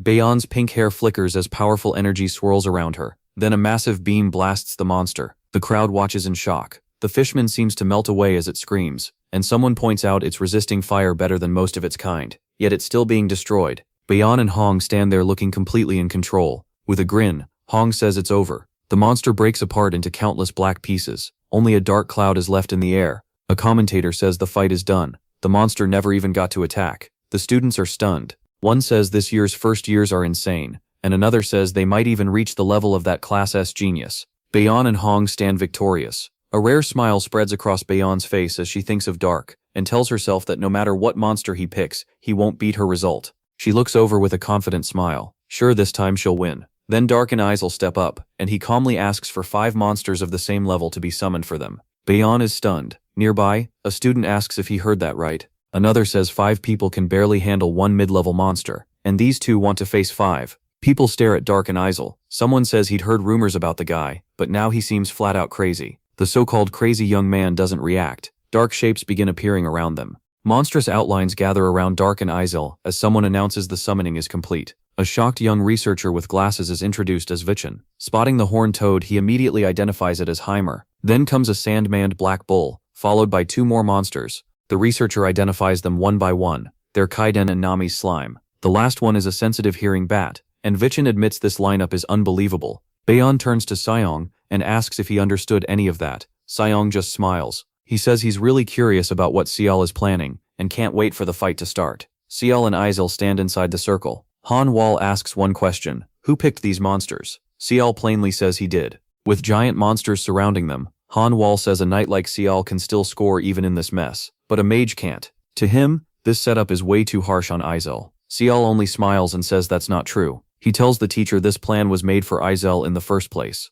Wall eyes him with doubt, then says he'll believe him for now. After that, he gives them permission to begin. The monsters loom over the 2 fighters. Sishal asks if Isel is ready. She says yes. He tells her to trust him, and she snaps that she's tired of hearing that. Sishal answers that he trusts her. Isel doesn't even look his way, and lets out a long sigh. She still has no idea what's going on in Sishal's head. Sishal and Isel move through a dark forest. Isel seems upset, and wants to say something. Noticing that Sishal turns to her, she stops and sadly asks why he chose her. A knight with his talent could have picked anyone. Sijal rubs his chin for a moment. Then he admits she's right. There are lots of gifted students here. No mage matches Hong in raw spell power. Bak is the strongest first year overall. Xinhua, Ryan, and Adeline are great in close combat too. The 2 keep walking. Isel asks again why it was her. Sijal turns away and says he still believed teaming up with her was the best choice. With a small smile over his shoulder, he says that's all, and suggests they keep moving. He adds that it'd be nice to find a Kaiden this time.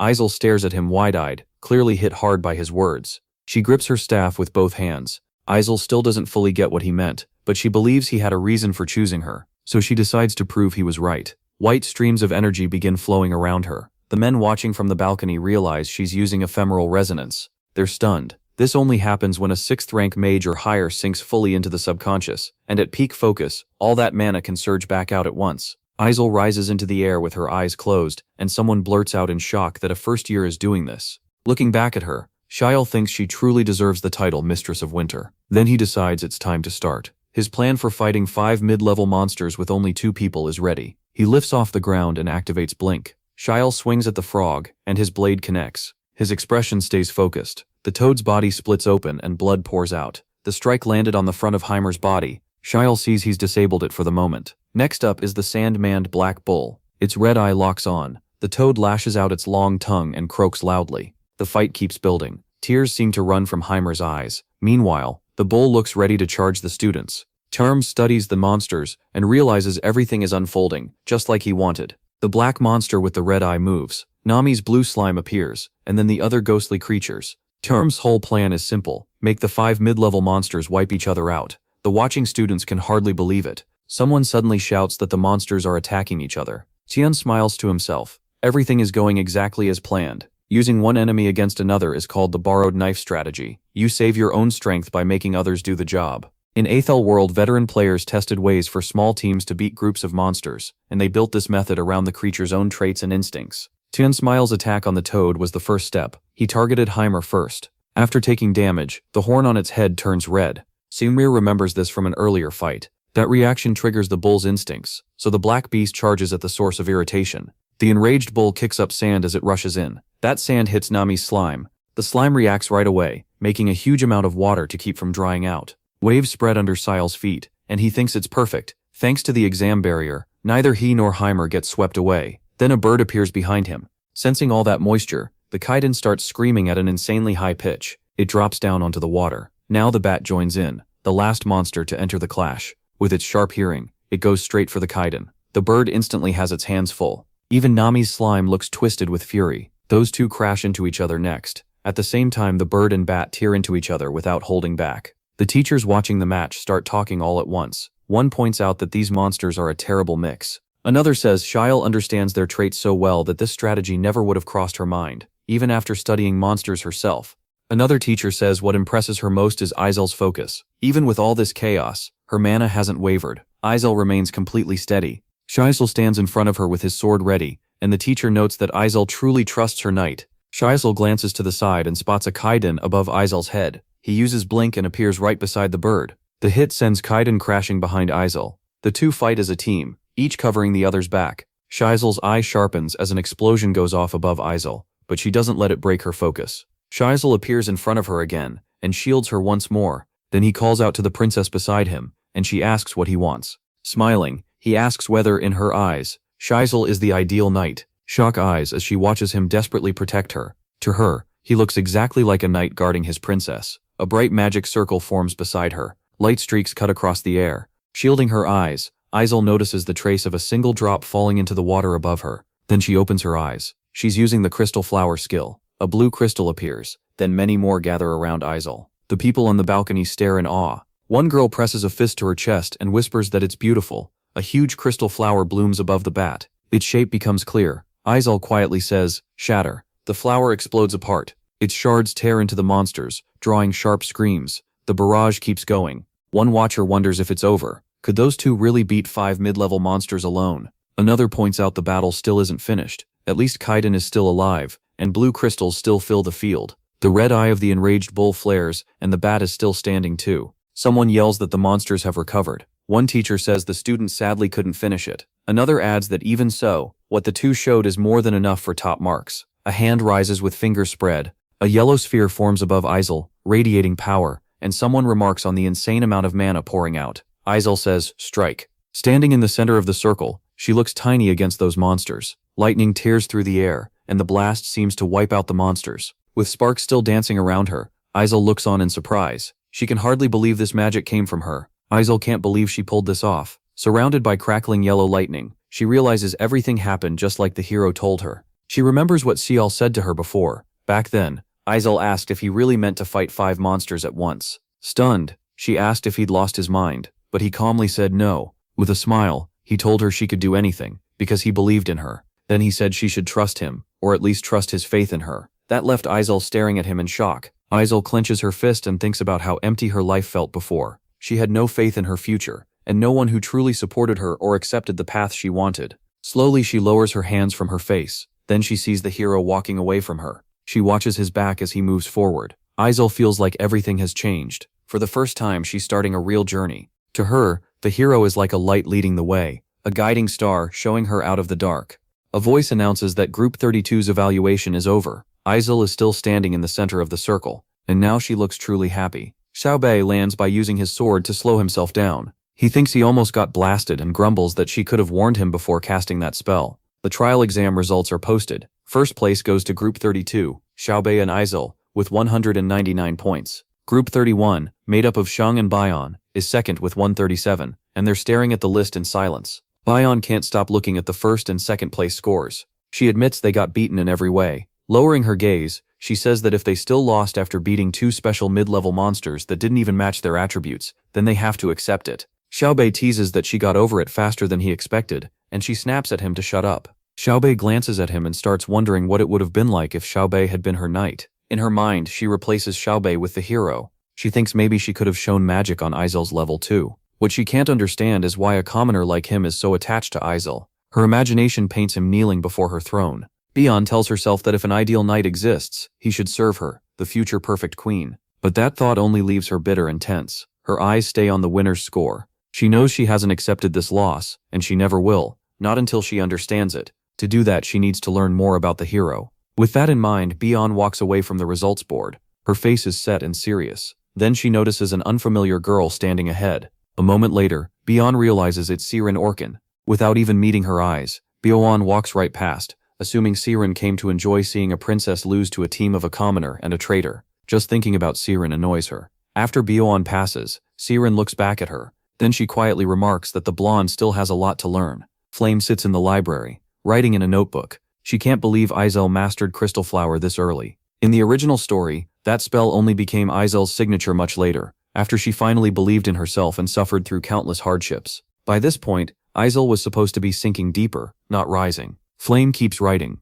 Izel revealed Crystal Flower to everyone, and Flame is sure that only happened because of the hero. In the novel, Shang and Izel confess their feelings while the world falls apart around them. But now Flame starts to wonder if there's another version of the story she never knew. She imagines the hero watching Izel and Shang together, and wonders if someone like Shang could have loved Izel so much that when disaster came, he chose to turn back time in Shang's place. That thought leaves her picturing a young man standing in a ruined world. Resting her head on one hand, Flame looks to the side. She imagines that this regression let the hero build a world where the girl he loved could survive, even if she no longer remembered him. Still, she wonders if Xiaobei could really accept that without regrets. The more she thinks, the more she feels his love must be overwhelming. Strong enough to rewind time even if it costs him his place in this world. She tries to grasp what that kind of pain would feel like. Meanwhile, the hero folds his arms as a notification appears. Episode 5, Trial Exam has been cleared. Shang receives a large amount of experience. Another message appears. Because the story has been pushed in an amazing new direction, the Constellation Project is giving an extra reward.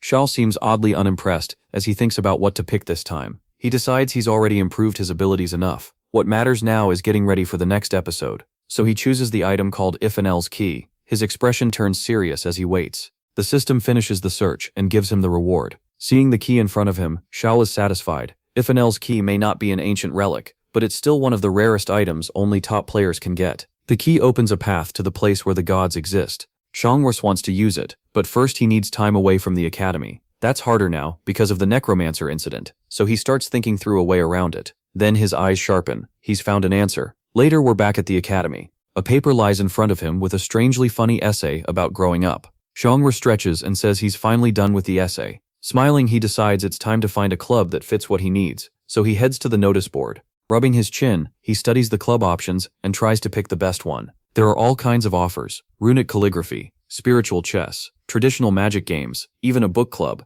But not every club allows outside activity, so he knows he has to choose carefully. He narrows his eyes while thinking it over. Izel walks up beside him. Xiaobei asks if she's joining a club too, and wonders why she hasn't picked one already. Confused, she says that's not strange at all. As they talk, he says plenty of clubs must be trying to recruit her, and Izel asks if he's forgotten who she is. He says of course he knows it's Izel, but she's gotten really popular lately. She answers that it's not that simple. He feels for her, knowing the trial exam changed how people see her more than anyone. While she yawns, he keeps thinking he still has to choose his club very carefully. As the two keep talking at the board, another student walks up behind them. Shang comes over and puts a hand on the hero's shoulder. Shao immediately knocks it away, not knowing what he wants. Shang just laughs and calls him hard to approach, then says he enjoyed their performance in the mock exam and heard about the necromancer fight too. Looking down, Shao mutters that he still doesn't get how that even happened himself. Shang keeps smiling at him. Then he says Shao has a one-of-a-kind way of thinking, which makes the hero look at him in surprise. For a moment, Shao says nothing. Finally, he explains that he's a commoner, and Shang already knows that. Because of that, he always has to work harder than everyone else, even on weekends. Shang says he gets it, and admits Xiaobei spends his time better than he does. Xiaobei asks what Shang does on weekends. Shang repeats the question, surprised, then says he just does homework. Izel and Shao both stare at him. Xiaobei replies that he only asked to be polite, and Shang answered with the same empty politeness. Shang lifts a hand and grins, saying he really does his assignments now. He studies and trains too. Shao stares at him, surprised. Honestly, he doesn't look like a hard-working student. With a small smile, Xiaobei says that used to be true, but lately he's been taking school seriously. Shao frowns. Shao was supposed to start changing much later, so why now? Xiaobei says it all started because of that practical class. Hazel asks what he means. Xiaobei says that if this lady hadn't suddenly shown up during the fight, he would have been in real danger. The girl immediately tells him not to call her that. Shao looks down, troubled. In the original story, Shao and Flame were meant to beat Ryo without much trouble, but because of Shao's actions, Flame was delayed. He remembers the conversation he had with the girl. Watching the duel, Xiao realizes Xiao had to face Ryo alone. That might explain why he started changing earlier than he should have. Rubbing his chin, Xiaobei decides this may actually be a good thing. If this keeps up, both Ryo and Xiao will work much harder. Unlike Xiao, the changes in that pair should help lead things toward a happier ending. Back at the notice board, Xiao asks if Xiao still hasn't joined a club after all this time. Xiao says he's been busy. Xiao then invites him to join his club. Xiao says he'll consider it if the terms are good, and Xiao asks what kind of club he wants. Xiao says he wants a club with few people and no forced personal meetings. It should cover basic insurance, serve cheese cutlets for lunch, respect his free time, and most of all allow activities outside the academy. Aizel and Xiaobei stare at him like his standards are way too high.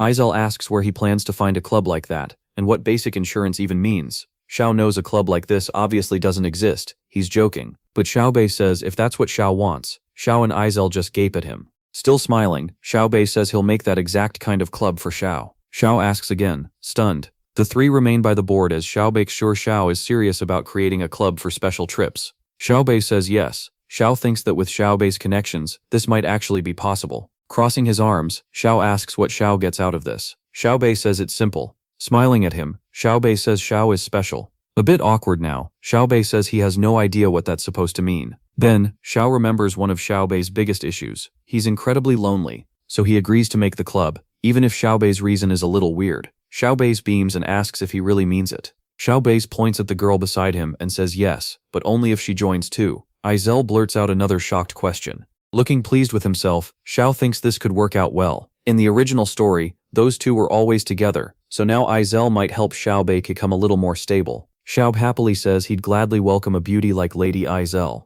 Aizel snaps at him to stop calling her lady because it annoys her. Xiao stays quiet and hopes this all works out. Xiao asks if they're doing this or not. Xiao says he already has an idea. The registration form reads, Delicious Eaters Club. Leader Baig Xiao. Members Ma Yushang. Aizel. Goal. Researching tasty restaurants. Aizel doubts it'll pass. To get a seal for special activities, the club needs a teacher as leader and at least 4 members. Xiaobei says he'll handle the extra members and the seal, but the teacher might be a problem. Xiao closes his eyes and says it's because all the teachers are trash. Xiao just stares, confused. Xiao stands, grabs the paper and says he's going to get the stamp. Xiao tells him fine and leaves that part to him. As Xiao walks off, Xiao thinks not many people can approve special activity stamps, so whoever signs it will probably be one of those jerks. The scene shifts to the first main tower. We're in the office of Vice Director Arge Hayden. He looks over in surprise. A student walks in holding a sheet of paper. The man greets young Master Xiao in surprise, and Xiao calls him grandfather.